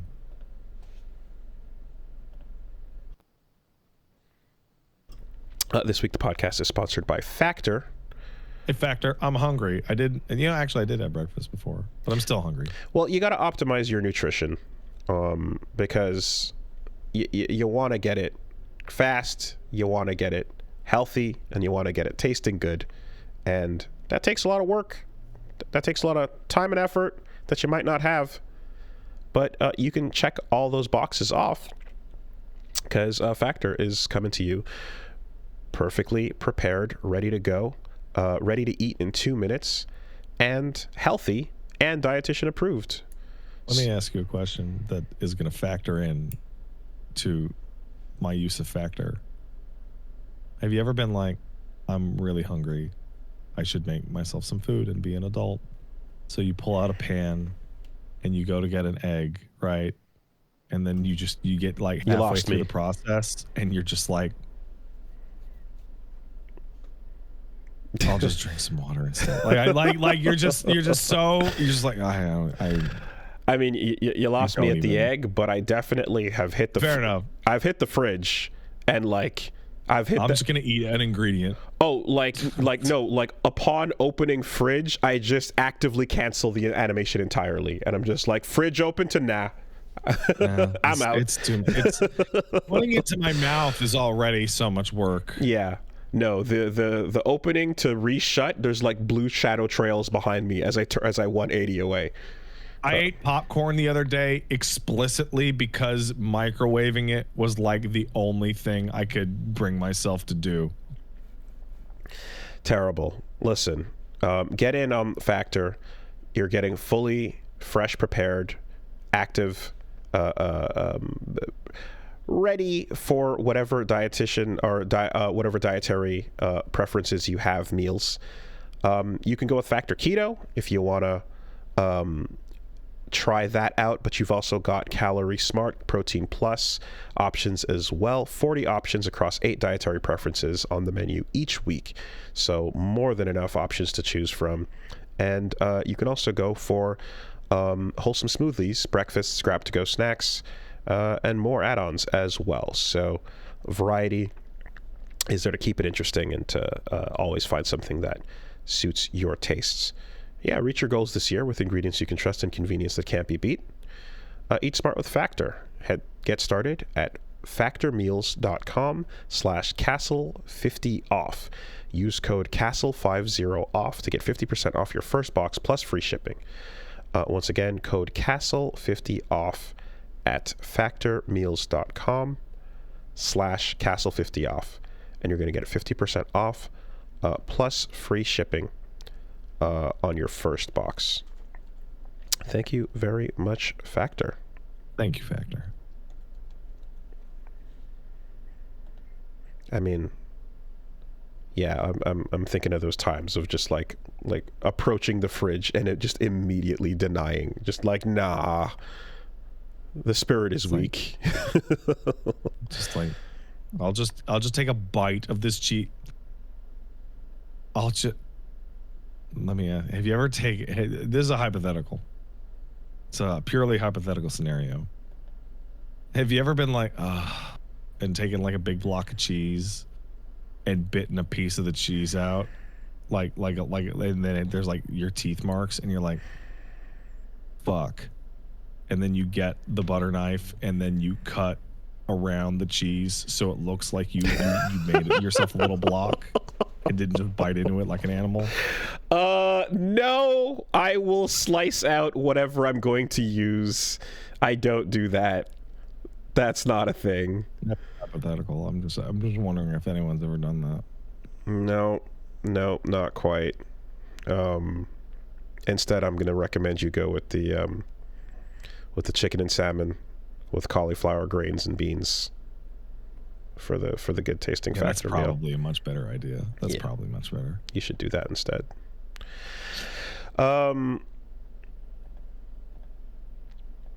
And last but not least, this week the podcast is sponsored by Mando, and that is the solution to getting just, that hygiene up to where it needs to be. You want to take care of body odor anywhere that it might strike, or worse, you might not know.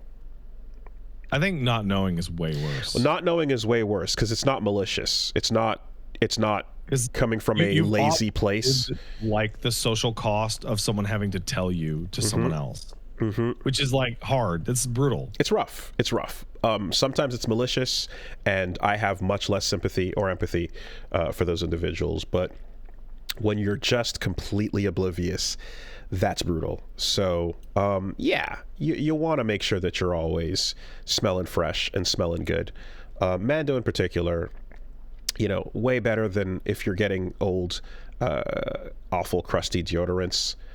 They've got whole body deodorant that's very much a game changer if you're somebody that, has considered there's other places sometimes besides under your armpits that might need some coverage. And they've got whole body deodorant for covering the whole body. In particular, the cream deodorant has been super dope because you can just apply that where you need to in a targeted fashion. Sometimes you need to assess the situation, right? After a wash, top to bottom, identify your most vulnerable areas and, shield those areas. So, the whole body deodorant and the cream I find particularly good for that. So, get in there with those options. Those are. Yeah, no, straight up, I'm seeing here, they're like, hey, question, do your balls stink? Tell us about a time you needed Mando the most. I mean, if I had a like a little human doll and you're like, what's the stinky parts? I could point the stinky parts out. I could tell you. Okay, but if you're having a rough go there and you can't tell, like, we've got a major problem. We've got sinus everyone issues. Has a major problem. You should be able to, So, anyway, listen. I got some folds that need coverage, and the whole body deodorant is been solid for that. And some folks out there, you might be more lithe and you might not have all those folds, but you still want to consider a couple areas that you might have overlooked. It's created by a doctor who saw firsthand that normal BO was being mistreated and it's clinically proven to block odor all day and help you control it for up to 72 hours. So I just have this image of this doctor doing general practice and walking into his waiting room going, man, you guys stink. Just with a clipboard. Just the clipboard is just drawing the green stink lines. Oh, man, I got to do something about this. Holy hell. Yeah. So, no, get in there. All their products are baking soda free and paraben free. And they got scents like bourbon leather, clover woods, Pro Sport, or Mount Fuji. So if you're what Mount Fuji smells like. If you ever want to smell like Mount, seems fresh. Probably smells better than my balls. Smells fresh. You know. Yeah, that's it. You know. So if you and your loved ones can be like, you smell like Mount Fuji. Pardon me. I remember Japan. That's probably a good thing.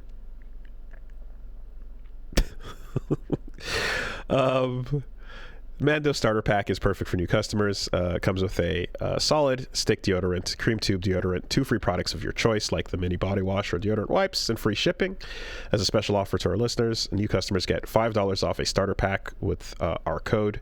So that equates to over 40% off your starter pack. Use code BEAST at shopmando.com. That's shopmando.com. And use the code BEAST. Yeah, support the show. Tell them we sent you. Smell fresher, stay drier, boost your confidence head to toe with Mando. Thanks, Mando. Thank you. All right.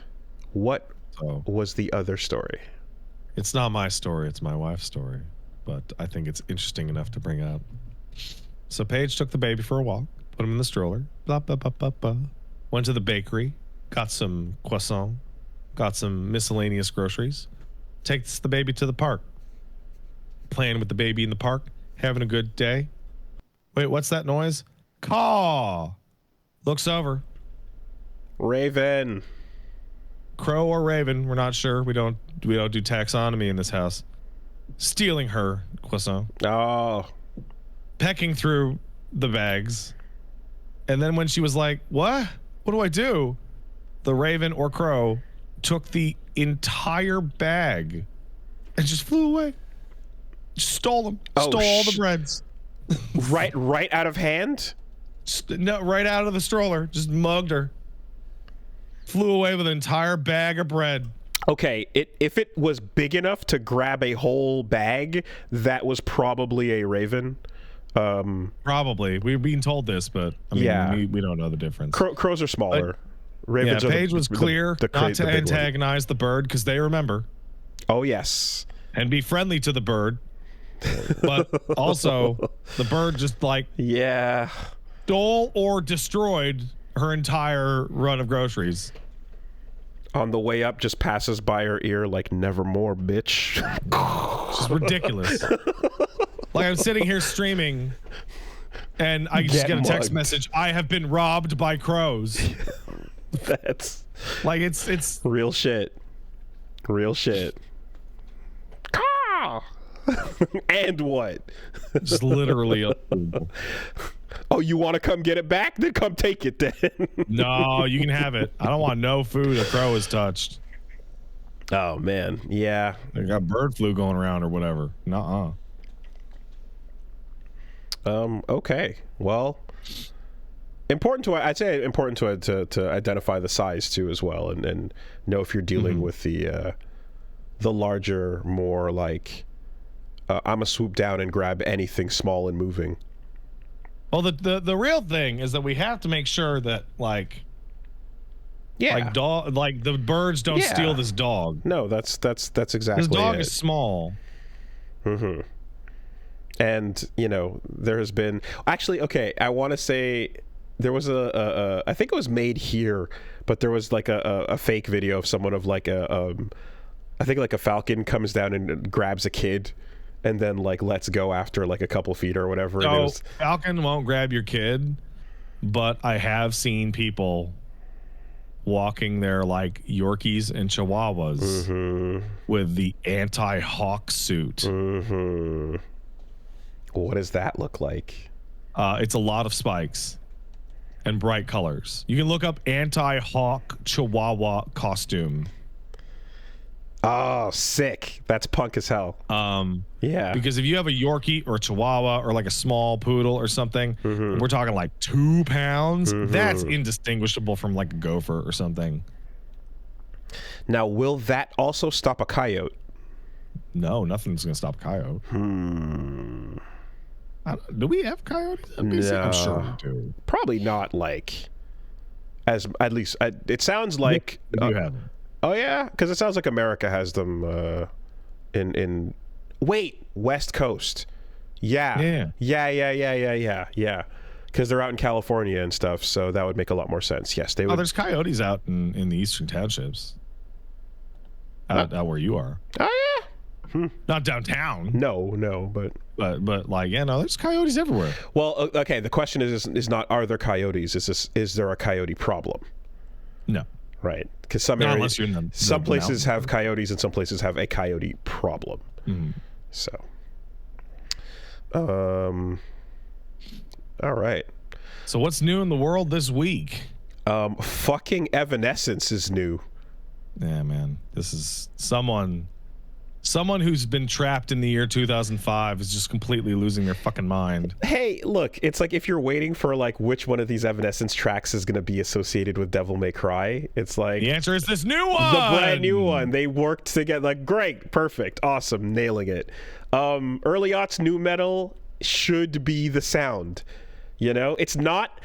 I have to say, like this musical choice is not something I would have predicted or called, right? But Addy is correct that it feels right for Devil May Cry to be associated with early aughts new metal. It's doing totally it, agree. right? 100%. Biscuit, Papa Roach. I had a moment when they saw the announcement too, where I was like, huh, and I went, oh fuck, and I was like, wait, no. New Evanescence song, not Limp Bizkit. Not Linkin Park. Because I was like, okay, right, cool. They should use old Linkin Park songs. Is what they should do. I mean, that would be right up the alley, certainly. He should fight Virgil to fucking faint. I'm not going to complain about that. That's what I would have put together. I'm not going to complain about that. You know. Maybe drop some high voltage in there while you're at it. Who knows? In the end is certainly on the table, but no, in the end it's for when Cell fights Gohan. Stop it. That's what that song was made for. Anyway, I think we're on a good track with this, and you know what? Afterlife, pretty good song. I like it. Amy's doing it. Why wait for fan AMVs of your animation when you can just make them official? This just puts like the Devil May Cry anime like as if it's like, hey man, after we go out and see Daredevil with Ben Affleck, do you want to get back and like watch the new Devil May Cry anime? Like, it is firmly placing it in that time extremely strongly. This is when it would have happened, and this is when it would have come out. Yeah. Like, it almost feels like the show is pretending that it came out in 2005. Now I'm like upset that Dragon Ball never officially reached out to get Adam's song going for any part of Super. to officially get it. So when Vegeta pops off, you go, I never conquered, rarely came. I swear to God. It's yeah. If they keep this up, and if like, you know, the idea is that this is gonna move forward in time, they are gonna probably run out of like high profile new metal bands. Oh, absolutely. But so far so good. I think back and I realize now that like someone who thought like this did have a shot to do it way back, because that's what's going on with fucking Warrior Within, Prince of Persia, that was like had that Godsmack song associated with it. God. And of course, Haze featuring Korn. It's extra upsetting because I really, really liked the Sands of Time soundtrack, and like everything about that was so fucking solid and sick and awesome. And I never bothered going into those 3 games are so funny. I never went into the grimdark. I've never seen anything be like, okay, it's normal. It's edgy. No, go back. It's go normal. back. Yeah. And you know, maybe that one Penny Arcade comic is single-handedly responsible for making that happen. Yeah. I think there was one Penny Arcade comic about the metal thong chaffing up the girl's ass in the second game, and it just changed the entire trajectory of that franchise. Did you see the release a trailer and announcement for Venom in Guilty Gear Strive? Yes, I did. Okay.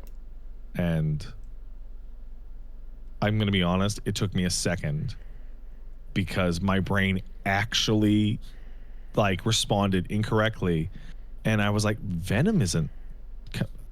Oh right, he's tagging along with fucking RoboKai. Yes, because who I'm actually my brain has auto completed it to RoboKai is coming back to Guilty Gear. Well, RoboKai is now just a floating head as the story ended, and they went and they left together.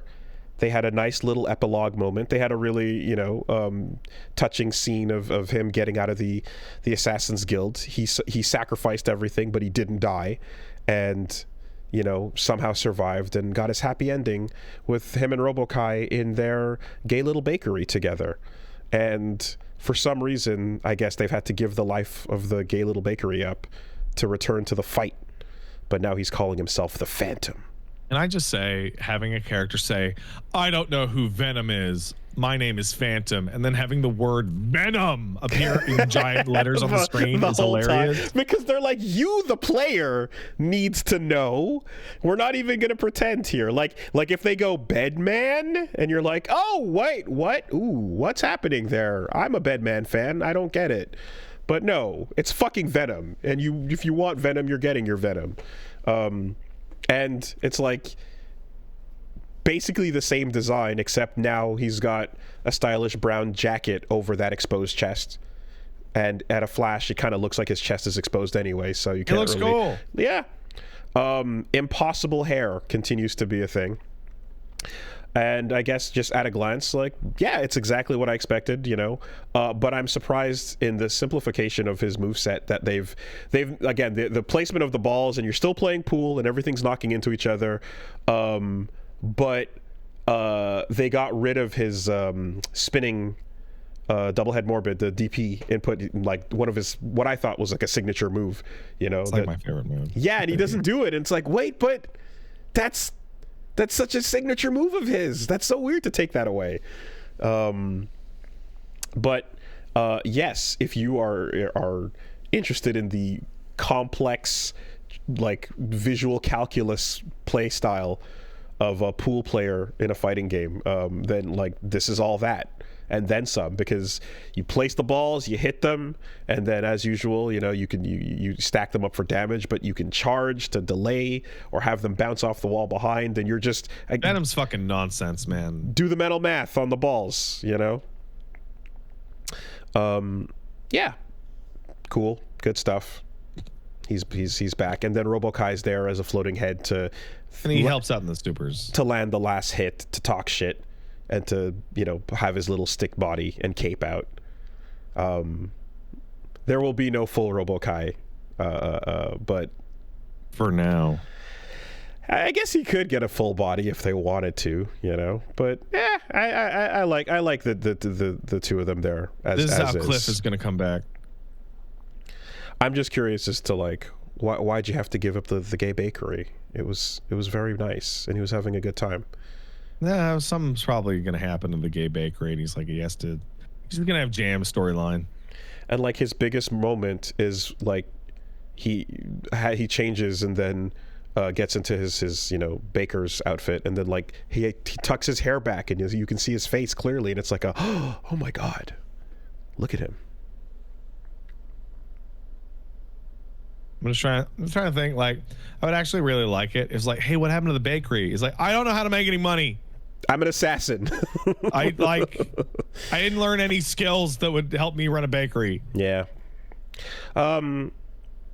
Probably hottest Guilty Gear dude, I'd say. I think a lot of people would agree with you. Yeah. I think that is uncontroversial. Good stuff. He's out, and I saw a quick clip of him doing the big ball super, and like rushing past it, throwing the opponent to the ground, and then they get back up, and the ball still hits them because there's time for it to travel while you get knocked out and get back up. So it's gonna be some bullshit. Please look forward. And then another fighting game announcement: Tekken 8 changes were revealed for the new upcoming season, and there's just kind of a big one that's going nuts right now. But teching throws now hurts you a little bit in Tekken 8. That's weird. Very strange. I don't know what they're cooking. I don't know why. There must be a reason. There must be something to some of the other changes, I'm guessing, but Harada's basically been like, hey, wait till you try it. And and Tekken fans, longtime players, are like all basically like, this is insane. Why would you do this? This has never happened. And yeah, that's a really drastic change to make. It seems like, because for a lot of people, like myself included, throw teching is super difficult, even in a game where it's like press an attack button to escape. I'm just gonna say, teching throws in Tekken is extremely difficult compared to other games. It's like it's the game I have the hardest teching throws in. It's interesting because you don't have to input like a throw button combination to escape a throw. You have to just hit like left or right punch, one or two, but it's just like the timing of it, you're often busy doing something else, your inputs are not going to be clean. And in this case, it's like, yeah, so I guess the idea is if you're really, really good at Tekken, you can recognize the throw that's coming at you based on the hand position. So you can, when you get good enough, you can recognize a throw that has one hand up over the other, between left or right arm being up, is one or two types of throws. But if you can constantly break those, and there's no threat, like I know something with King, for example, like really good players were unable to make effective use of like throw mix-ups with him for a while. So he has stuff that you have to break with like 3 even at certain points. I think the idea here is you can't just escape throws forever, and eventually you can die if you're on your last little. Yeah, but no one in Tekken can escape throws forever. It's super hard. It's very, very, yeah, it is. So I don't know.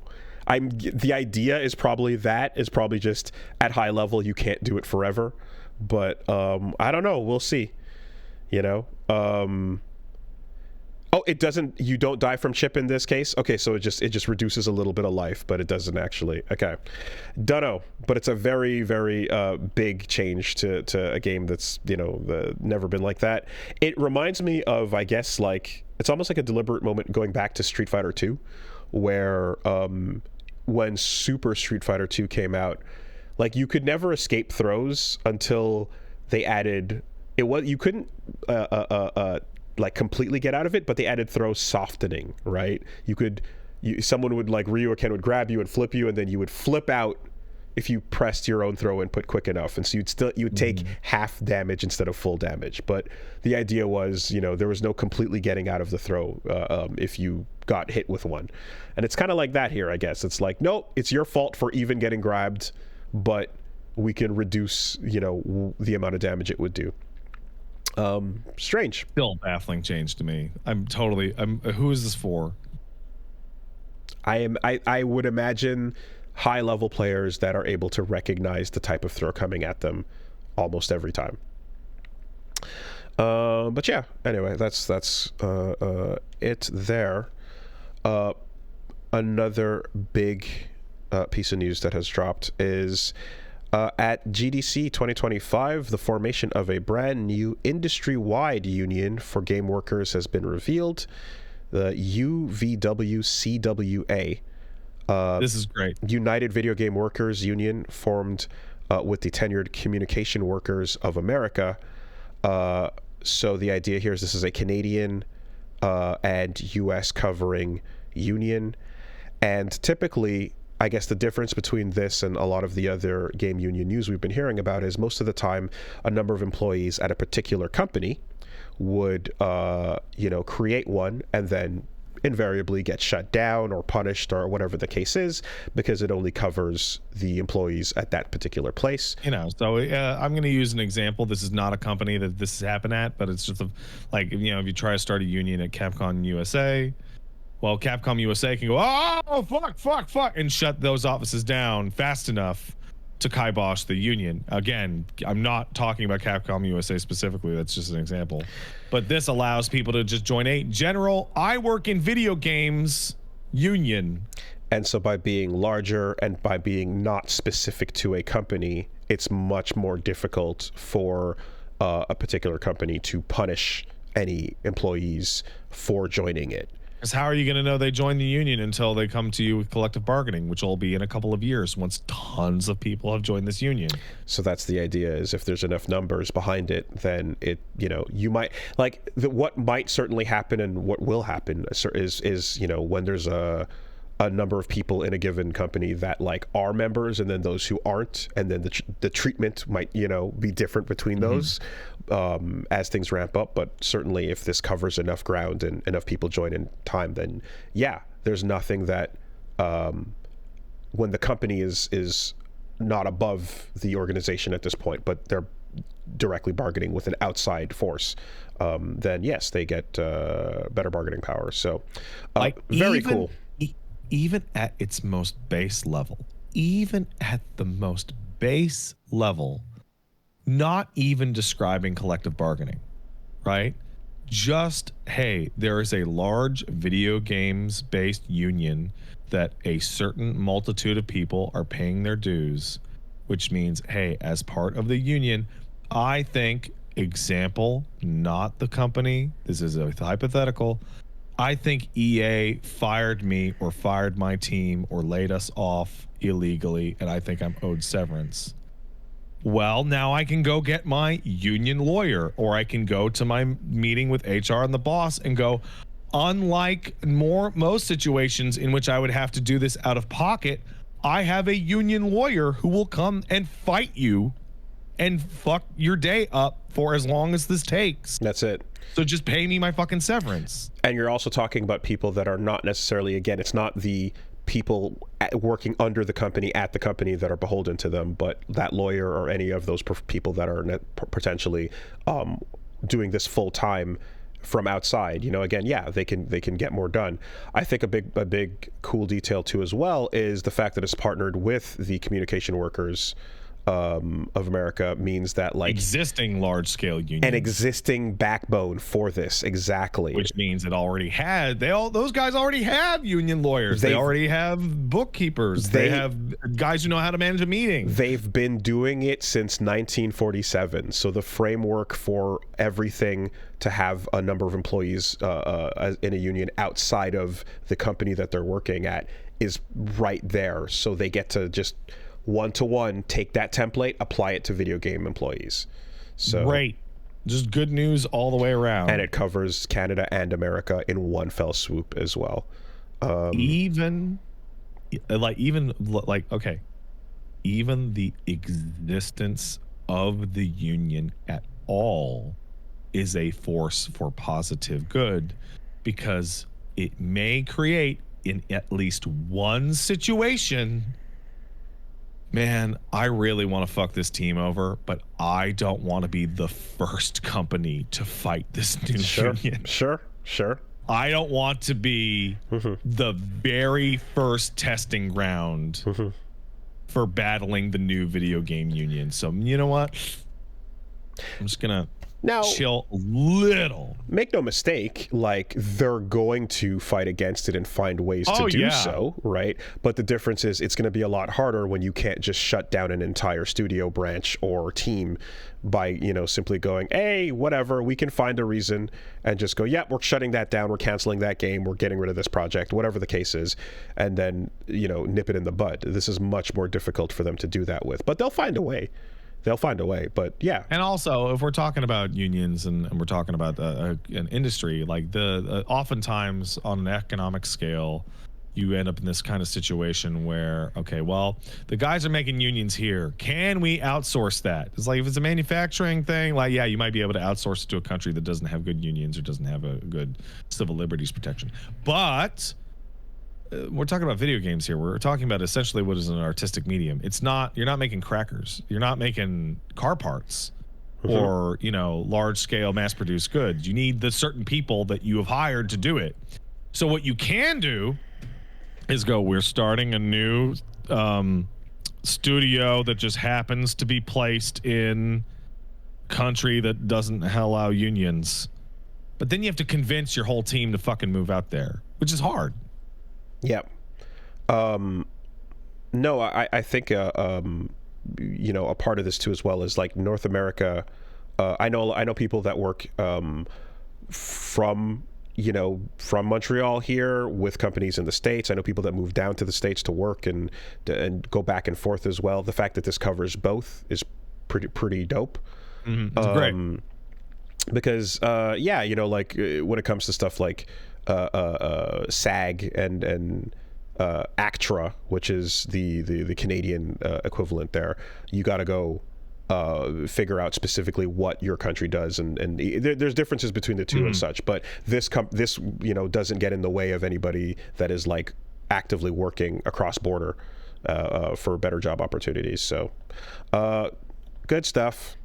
I mean, we're going to talk about Ubisoft in a little bit, but like Ubisoft should be like uniquely threatened by this type of unionization, because like, you know, get like 500 Ubi employees in a room and ask them, hey, how many of you have had crimes committed against you by your boss? And have them raise their hands and have other people in the room see how many people are raising their hands. Yeah. It's probably. Perhaps more than a few. It's more than 2. I can say that with confidence. Yeah. Did you just want to talk about Assassin's Creed Shadows doing well? Not really, but good for them. I know for a fact that there are sighs of relief being heaved. I heard a lot of doom and gloom about what would happen if Assassin's Creed Shadows didn't do well. But it is doing well. What other Ubi news was there? Not to my knowledge. Oh, okay. I just wanted to kind of make fun of them because they're creeps. Okay. Yeah, I honestly wasn't gonna go into it, but I know you can. I know buying the game's map is a microtransaction in that game, like the in-game map. I saw Co talking about it and just being like, ugh, and I have to agree. I didn't. Did I see a single-player battle pass? Yes, you did. Okay. All right. Yes, you did. Yeah. Okay. Yeah.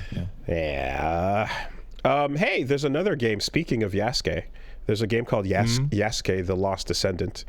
Why so much noise about Yasuke now? Well, I think there was noise about Yasuke a couple years ago, and then a couple projects got announced around the same time. So there was an anime, there was Assassin's Creed, there was a film project, which was involving Chadwick Boseman, which I think never ended up happening.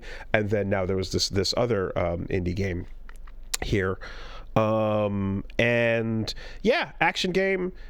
Definitely woolly coated Jet Set Radio style character design aesthetics with the running up the wall, glowing skates as you slash and grapple hook around the city and swing a sword around. It's full of all kinds of wonderful little woollyisms. Looks like something interesting to take a look at. Definitely early as hell though, and there is good old frame rate jank going down. Oh man, this is a gray box room. Yep, and you're also looking at one of those games where this feels like this is where you'd be seeing Twitter or Sky Blue Sky tweets of like, here's what I figured out today: wall running into this move, or just like games that are developed in front of you live on social media, essentially.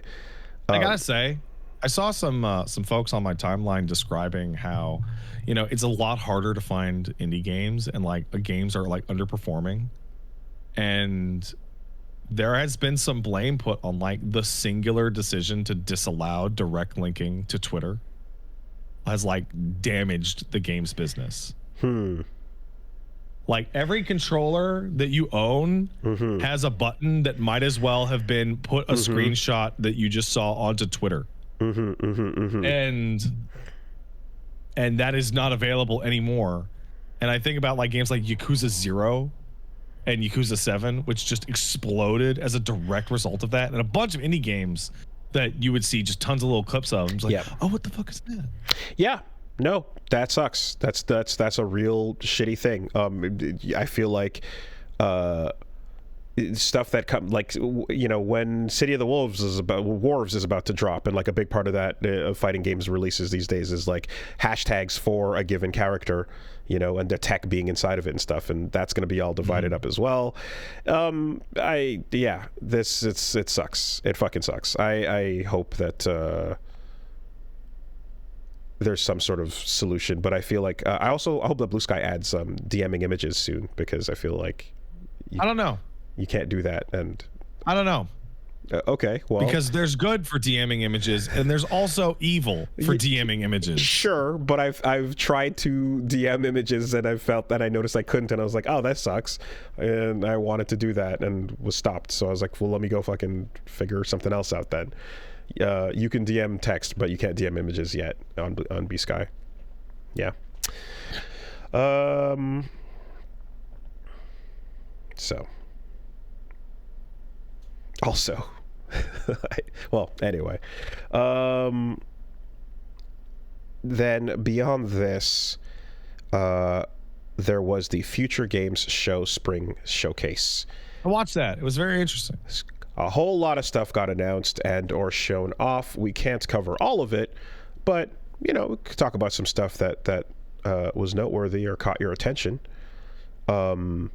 Seeing the trailer for Expedition 33, Clair Obscur, I am overwhelmed with Lost Odyssey vibes.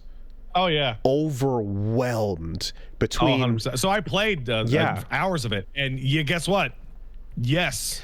Like at first I was very strongly. Yeah, at first I was kind of like, oh, that's it's a traditional RPG with the kind of realistic visuals. That seems like it's up the alley. But now looking at combat, especially seeing the camera angle and the way you like timing mini games / some stuff, it's way, way, way up that alley, and that's great because I fucking love Lost Odyssey. Very, very excited for that. That game fucking rules. We saw they mentioned the new Hell mode for Onimusha 2. So the game's re-release is all you need. It's the best Onimusha game. So adding a new difficulty, that's nice, but like, dude, you don't need to sell me on it. It's Onimusha 2. That game's great. Better than Jean Renault? Oh yeah, much better. Oh yeah, absolutely. Okay. Yeah, no question.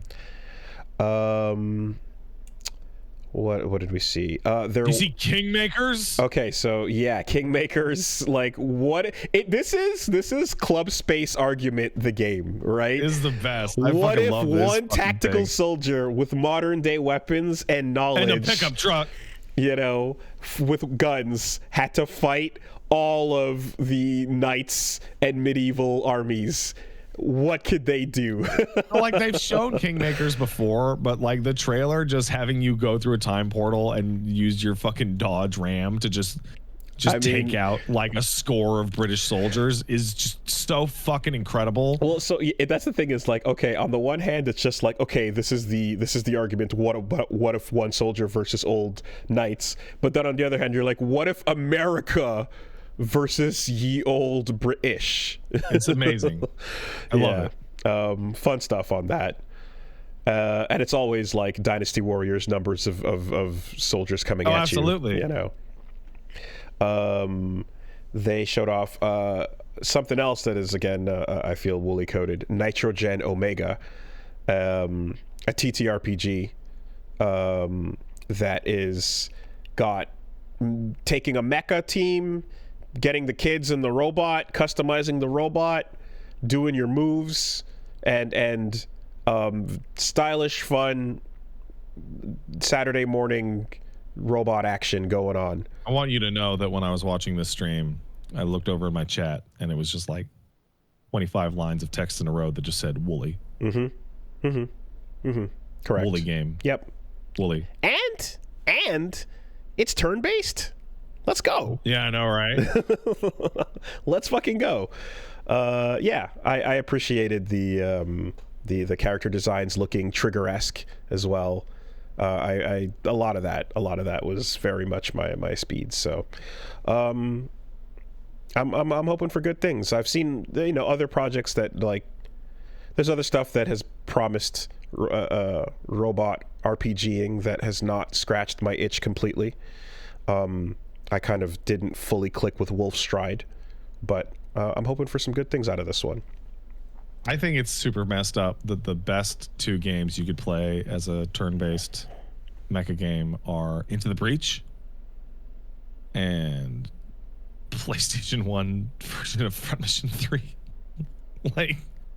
like that's such a slam dunk as a genre, and it's like that's what you got.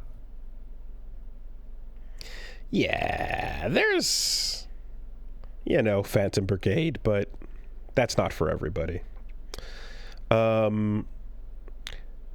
There was the game I saw a trailer for this before, and then like they had more footage here. The remake of the end of the greatest RPG of all time. Where I hope that game is as interesting as its title's premise. Well, it seems like you take a look at that protagonist and you go, it's fucking Chrono. It's Chrono walking around. No, you don't know that. it's right. And I think the title premise and the bit there is like, okay, how well is the game behind the game going to be? Because clearly it's a bit of an Inscription situation, right? There's going to be the fact that you're playing the RPG remake. It's basically like, what if we did like Chrono Resurrection, in a way that don't mention that name to me. Chrono Resurrection, where we're just gonna have limited existence, limited scenes of these moments, but it's gonna be in a Octopath Traveler style visual, design. But there's a meta game behind it where I guess the studio making it or something. There's some sort of plot behind the remake of the game plot or so that adds a puzzle element to it. So let's see what's going on. I know that it's not just, hey, look, it's an RPG. No, it's a puzzle game. It's actually very similar to Tunic. Did you play Tunic? No, but I remember that's the game where you find instructions from the manual to learn what's going on in the game and stuff. They mentioned it here too as well. Yeah, finding the instruction manual in game, because it's like, oh, you remember that game, right? If you don't, we've included the manual. So yeah, like interesting premise. I think what you're seeing in the visual style is not meant to be like necessarily like, oh look, that'll attract you, don't you want to play this RPG? Like, that's not the point. Yeah. So let's see what they're up to. They might be cooking.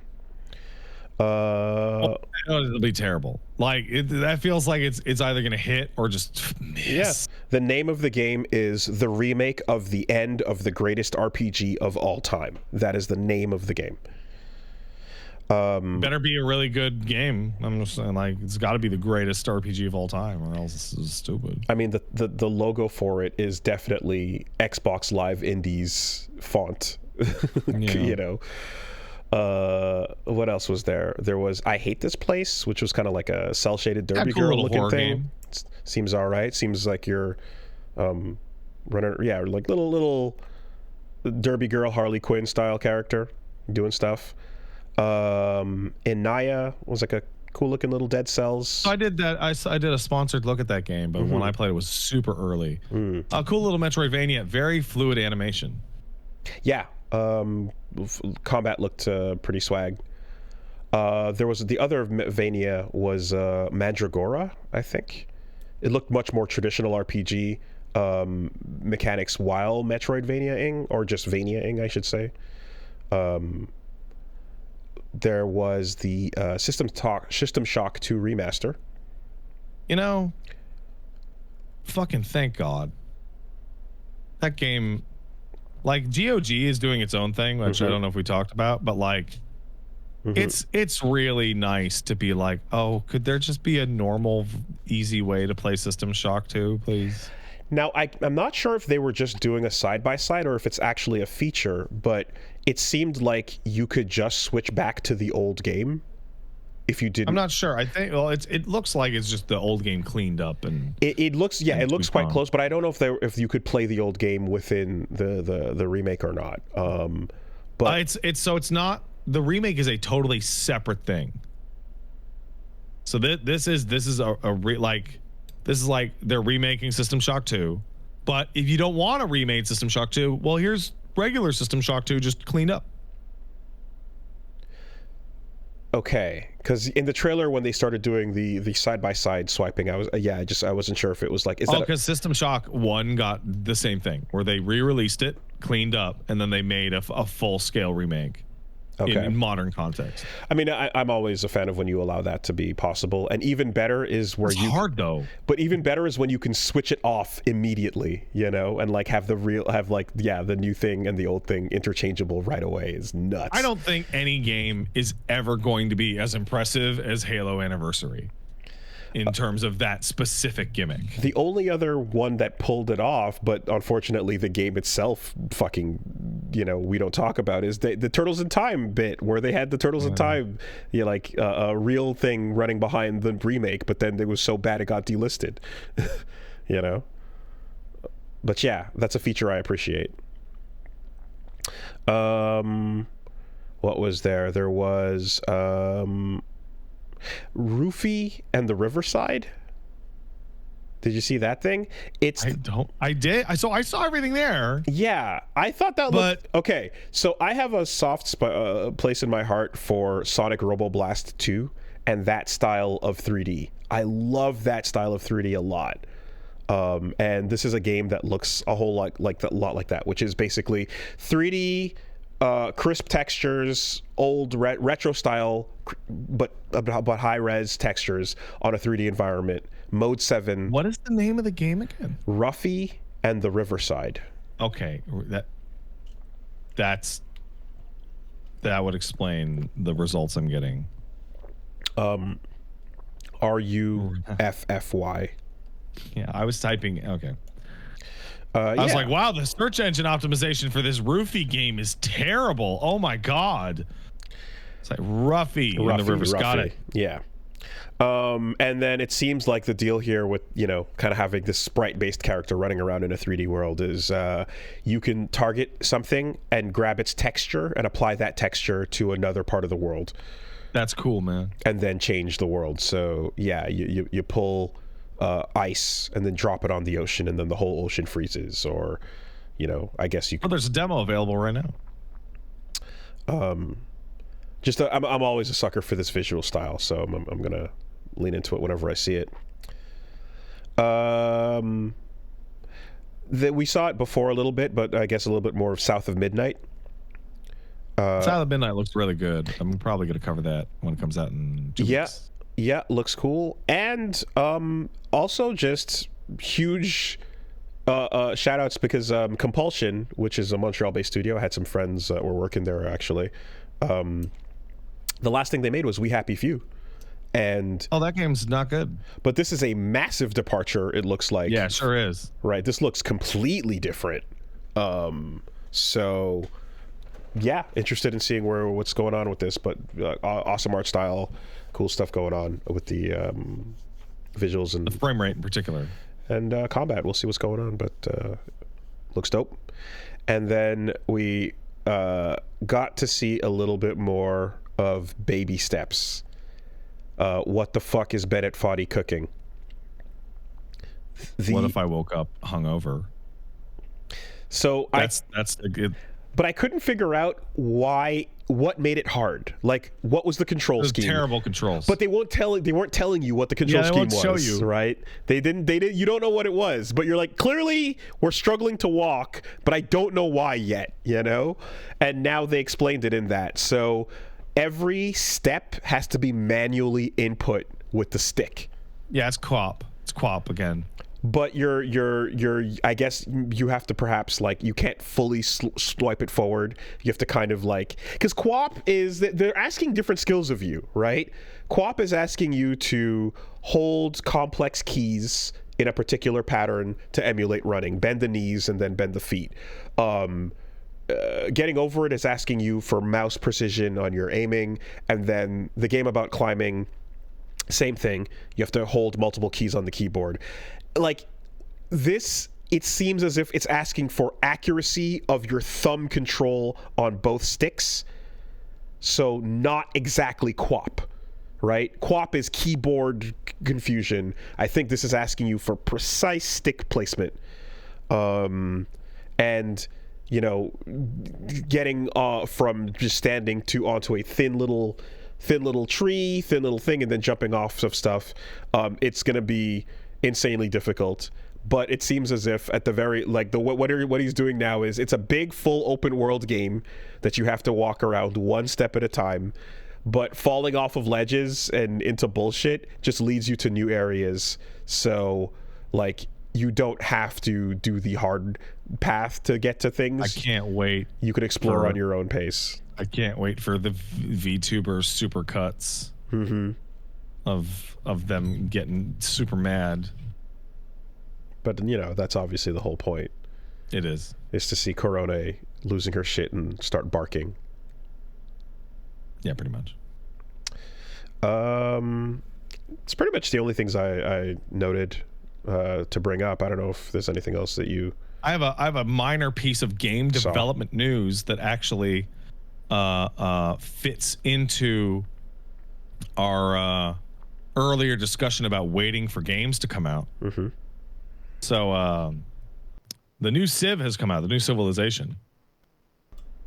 Civ 7, right? Mm-hmm. To mixed reviews, right? Primarily, it's got a weird new interface that has some bugs in it. Turns out there is a direct causal link that caused that game's interface to maybe not be so good, because the #1 developer in response to fixing Civilization 6's interface bugs was a gentleman who is not currently working at Firaxis, named Luigi Mangione. I've heard about this. Yes. Contributed some mods. No. He fixed hundreds of Civ 6 bugs. Like 25% of the total bug count on Civ 6. That's crazy. Yeah, okay. But he is currently indisposed. Currently indisposed. Well, you know, I mean, you always hear about, like, those like Power Wiki editors and stuff where, you know, there's like a whole lot of people on the job, but, like, there's always the one or two that just... There's always the power user. You know, and, like, that one person that gets shit done more than the other people are getting shit done. I got a buddy of mine, like, who works in the tech field that is like that. Mm-hmm.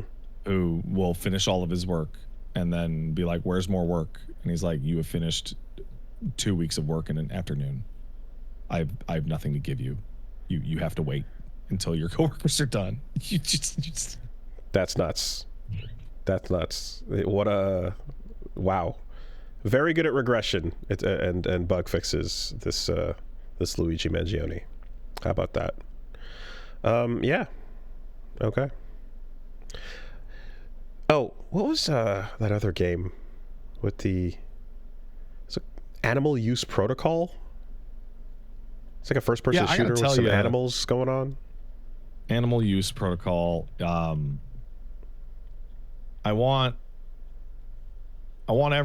so you have a rat that talk, and you play a monkey. Mm-hmm.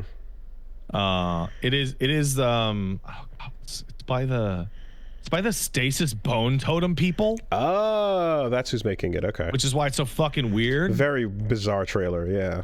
I'm going to say that Animal Use Protocol may be the most upsetting game title I've ever heard in my entire life. It just sounds so fucking nefarious. And that's probably true. That's probably pretty fucking nefarious. Well, yeah, I mean, between the rat and the monkey, I'm assuming you're breaking out of a fucking testing. No, I think you're sent in. Oh, okay.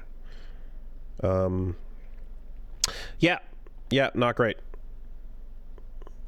There's also that furry game with trains for an incredibly specific set of audiences that will love it a lot. Oh, yes. I can't remember the name of it. Whatever, cozy fuck Express or Locomoto.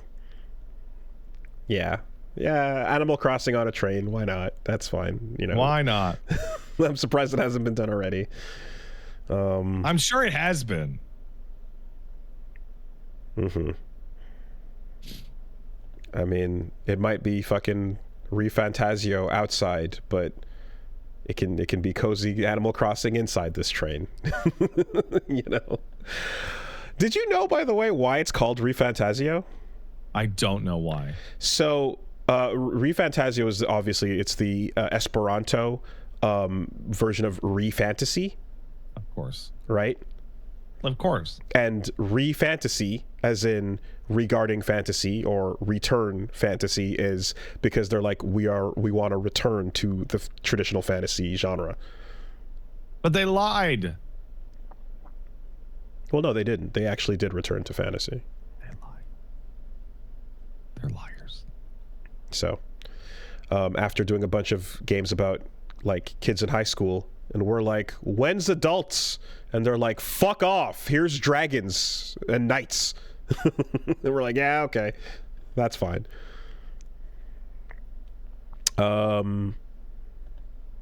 Yeah, like when I remember when it was like the title Project Refantasy, I was like, what does that mean? And then it's like, oh, I saw some of the we want to get stuff. back to our roots. I saw some of the prototype stuff they showed off at GDC, and I have to say, it's always a fucking trap when you see that unworkable promo shit, because like you always have this, oh, that looks so much cooler. Oh shit. Hulkenberg's whole design was so cool. Oh no, why can't we get that? It's like, oh, because it didn't have a cohesive thing and they didn't find it workable. But still, that old menu looks cool. I like what we got. Let's take some letters. If you want to send in a letter, send it to castlesuperbeastmail@gmail.com. That's castlesuperbeastmail@gmail.com. You can, in fact, send a story of when you were robbed by animals. I'm sure it happens often. Okay. Dear clearly visible castle and barely visible beast, Levi here. Why does the adjust brightness slider until the image is barely visible setting in every game suck? Literally, I can't think of a single game where it works well, and since it does suck so much, why do you games still use it so much? I legitimately don't understand why developers can't figure out a better way to do it. This depends heavily on your monitor and heavily on your video settings, I've noticed. I find it does lie a lot of the time.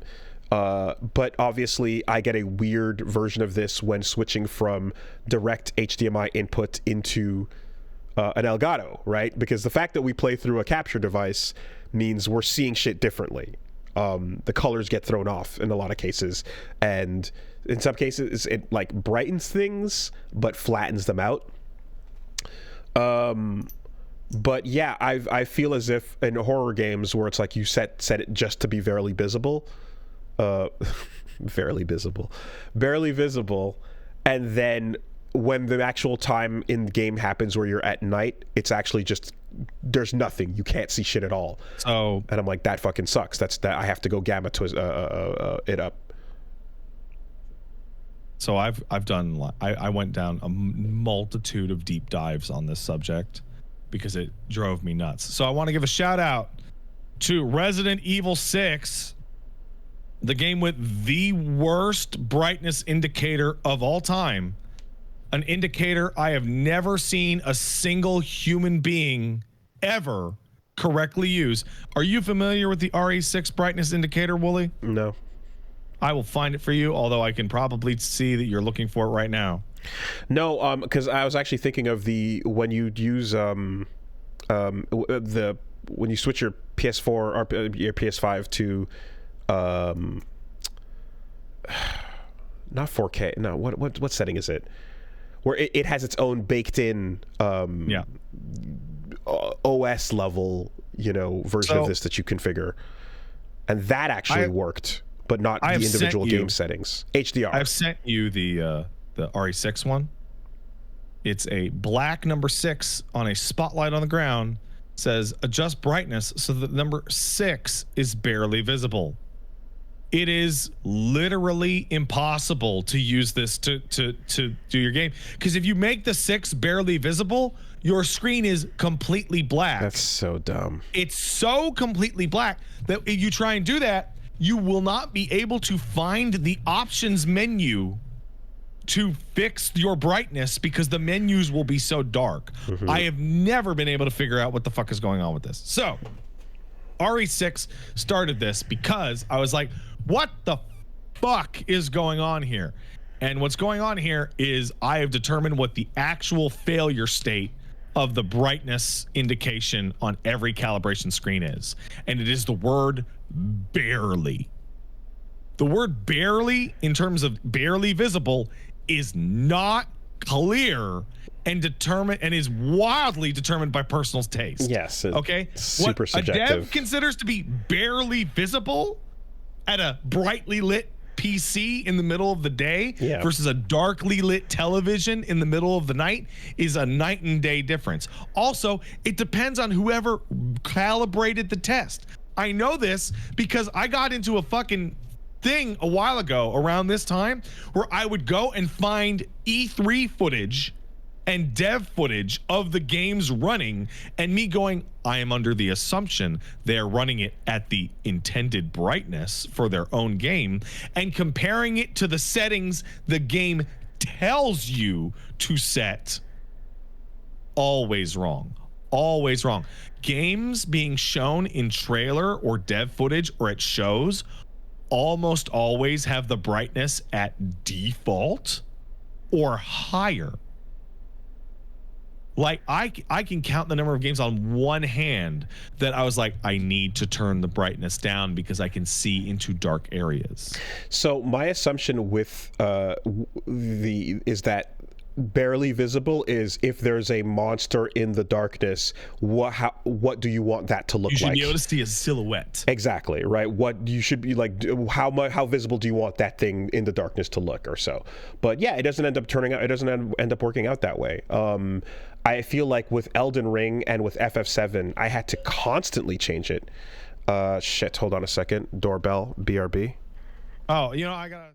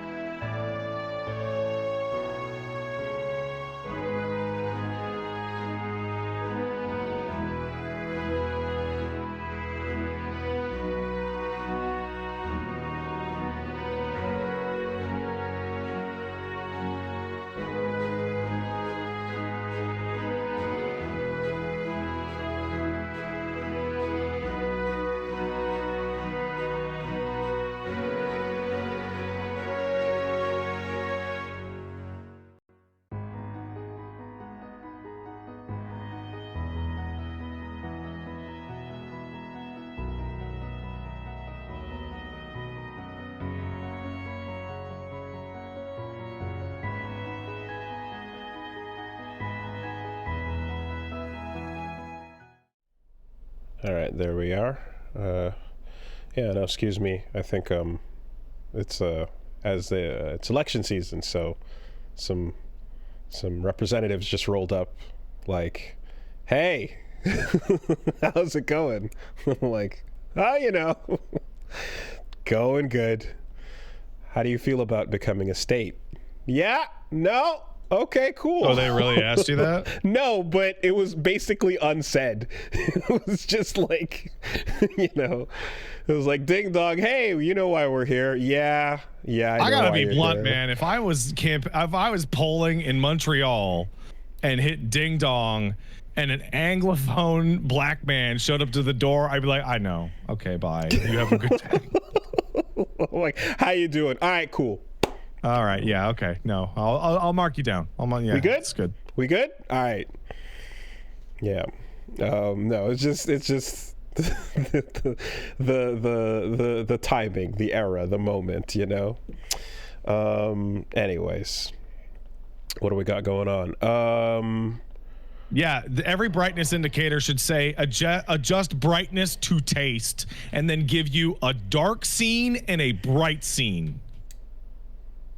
Yes, so the ones that show you the actual game actually are way better. So I think Cyberpunk shows you a screenshot of, or does it? No, something else I was playing recently shows you like 2 or 3 moments of the actual footage, and you're like, yeah, okay, now I know what this means here. Adjust to taste. Yes, no, please do. If you were making like soup, and the fucking instruction said, add salt until you can barely taste the salt. Until you can barely taste the salt. That is very different depending on the individual. No, it wasn't Cyberpunk. It was a different game. I forget which. I would love, you know what I want? How about this future? How about a future where, like, benchmarking aside, you tweak your PC setting and watch it live change in front of you to taste, live render switches that you can just like right in front and go. Some games do that. It's pretty rare though. But I don't even mean like unpause, repause. I mean have a rendered like scene in front of me where I'm tweaking the strato settings, where I'm tweaking, every pass to see what it looks like right away, Anyway, there you go. What? Somebody in the chat mentioned something, and I really got to give a shout out to every character creator that places your character in a lighting environment that does not exist in the game. Yes. The backgrounds that are nonsense and mean nothing. Dragon's Dogma, right? You change your lighting to see how your lighting is going to look in a cave, at day, at night, in the city, all different environments. Huge difference. Lighting is the difference between the Street Fighter 6 character faces in World Tour and then in Fighting Ground. Yeah. Every time someone went, "Oh God, what's wrong with Terry or Mai's face?" into, "Oh my God, they look incredible," is like, yeah, that's the lighting from the mode specifically. All right. Frosty says, "Hey Chewie and Fuckface, I'm going to Galloping Ghost for a day as part of my vacation. Would like suggestions on what unique cabinets I should look out for. I'm looking for games like Armadillo Racing that have control schemes or mechanics that can only be enjoyed via cabinet." Keep being awesome. I don't even remember the last time I was in an arcade.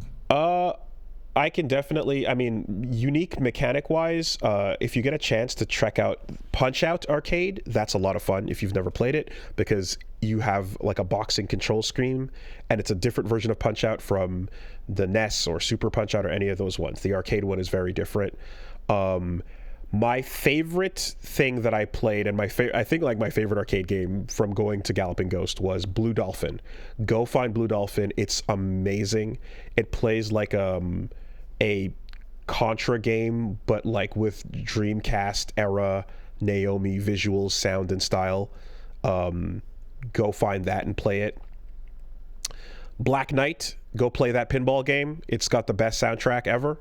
The music is incredible. You'll know it from the incredible theme with the choir going as you approach the machine. Yeah, Punch Out, Black Knight, Blue Dolphin. And if you see Outfoxies, try that shit because it's wacky. It's a crazy fucking arena fighting game, not fighting game, split screen. It's weird, but it's you should try it. It's very, very unique. Yeah, there you go. That's what I would say.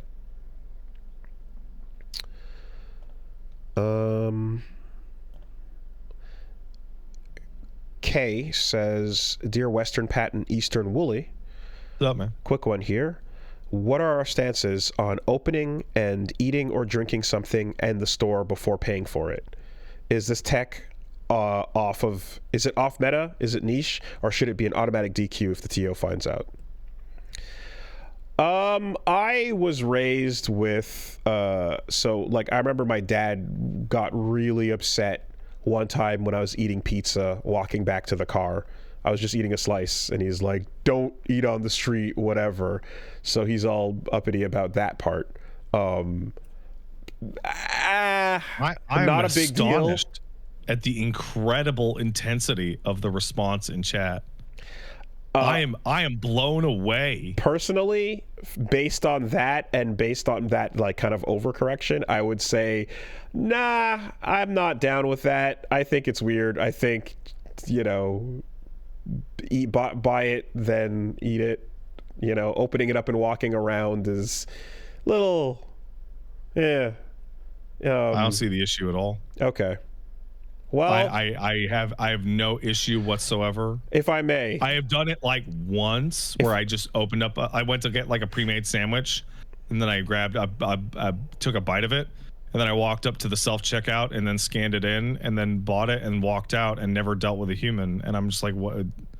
Well, Pat, your experience walking around the store in general might be quite different from mine. That's true. On a regular basis. But like, I mean, I worked at a grocery store and no one gave a shit. But no one ever gave a shit. I will say that when people are already finding ways to, float around the aisle and see what I'm up to, I don't want to give any extra ammunition by deciding to open up anything or whatever. I'm actually overcompensating in the other direction by grabbing a basket and holding up and being very clear about I am shopping. You don't need to follow me. I'm shopping. Look at me shop. My personal on the other side of that situation experience is that there is one dramatic indicator of what causes you to get followed around and expected to be a thief in a major grocery store, and it's how you smell. It's, do you smell like booze from 5 feet away? If you reek of alcohol, the guy is going to glue to you. Well, certainly that would be a fast indicator, I'm sure, but I've definitely had things like that happen from people that are nowhere near close enough to get a whiff. Sometimes it's simply just on site and it's like, okay, right, we know the deal. Yeah, just anyway, I feel weird about it, and I'm way just, I feel weird about it, and I'm on top of that trying to cause as little issues as possible as a shopper in general, 24/7 for the rest of my life. So I'm going to very firmly wait until I have purchased the thing before I open it up and consume it. Yeah, on a social equity situation in the world that we live in, everyone is going to have a different experience. But on the etiquette aspect of it, I don't find it to be rude. Like, I don't like some people would react to this kind of thing like it's like a social ill. Like, how could you do that? What if your card? It's like you're gonna pay for it. What if your card bounces and you have no cash? Oh, then you're fucked and you're a dumbass. So then don't do that. Then don't do it. If you don't know you can pay for something, maybe don't eat it. Or wear your good shoes. I think just play it safe and just don't fucking do it. Wait like 30 seconds. Just be a human being and just clear the fucking checkout, and then open it up. Go nuts, you know. And again, like I'm compensating off of being told don't eat the slice of pizza walking from the store back to the car. That's extra insane. Yeah, but it's him. That pizza's been paid for. Yes, exactly. But it's him just being like, it's the, you know, people will see, and you look like whatever, like a food eater on the street. You look like a guy who wants to eat a fucking slice of pizza. You know, and that's not proper or whatever. So, you know. But yes, no. While I'm very aware of my body language while I'm standing in the aisle of a store. I'm very aware of the angles I turn. I'm very aware of how I walk, and I'm very aware of where I'm looking and how I'm looking at things. You know, I am examining this product that I am interested in purchasing, and I'm going to purchase it. You know, a lot of the times I often like, if I know exactly what I want and I'm making a beeline for that area, it's like I'm like almost robotically, if I don't have a basket, I'm robotically holding the items, you know, and it's sometimes I'll be like, yeah, be right back, hold on a second, and just that's my MO, you know. I once had a interaction. That's the way it goes. That is technically part of this discussion, in which I brought in the stroller with the baby, and then I'm like, oh, I'll put the items underneath the stroller, and then I'll take them to the cash, and then I'll take them out of the bottom of the stroller and run them on the thing and buy them. And someone's like, hey, you can't do that. You got to use our basket. I'm like, where am I going to put my stroller? And my baby. And they're like, well, you're not. And they just kind of stopped. And I'm like, I'm doing, what are you telling me that like moms with their 6-month-olds coming to the grocery store have to put the baby in a car, like a fucking cart? Are you serious? No, you want me to hold the store bag on my shoulder while I'm pushing the car? Like the fuck? What are you talking about? Same? Yeah. Someone write, Woolie's the kind of person to whistle while walking behind someone. That's tough, because performative innocence is suspicious. That's tough. Listen. I'll as somebody who's watched enough people cross a street late at night as we're walking across paths, and I'm like, it's what it is, right? I will, you know, if depending on the setting, depending on where we are or what's going on or what's happening, I might absolutely preempt that. I might have I'll pull my phone out. I got my headphones on. I'm not interested in you. In fact, I'll make the distance on the sidewalk. I might walk this way. I might even preemptively cross the street. Hey, lady, don't worry about it. I'm on the other. You were just. I don't even. Just, you know, you should just scream out, "I'm gay." Yeah, well, just do it. Not always. That'll make him feel a lot better. Yeah, well, you know, that's one of the many things they might be afraid of checked off the list. So, you know, it's just the way it is, man. It's just the way it is. I'm gay and you look broke. See, I fixed it. Problem solved. Yeah. You know what, Pat? You're right. I don't know why I never thought of that. My whole life, here I've been living this way. I should have just been doing that instead.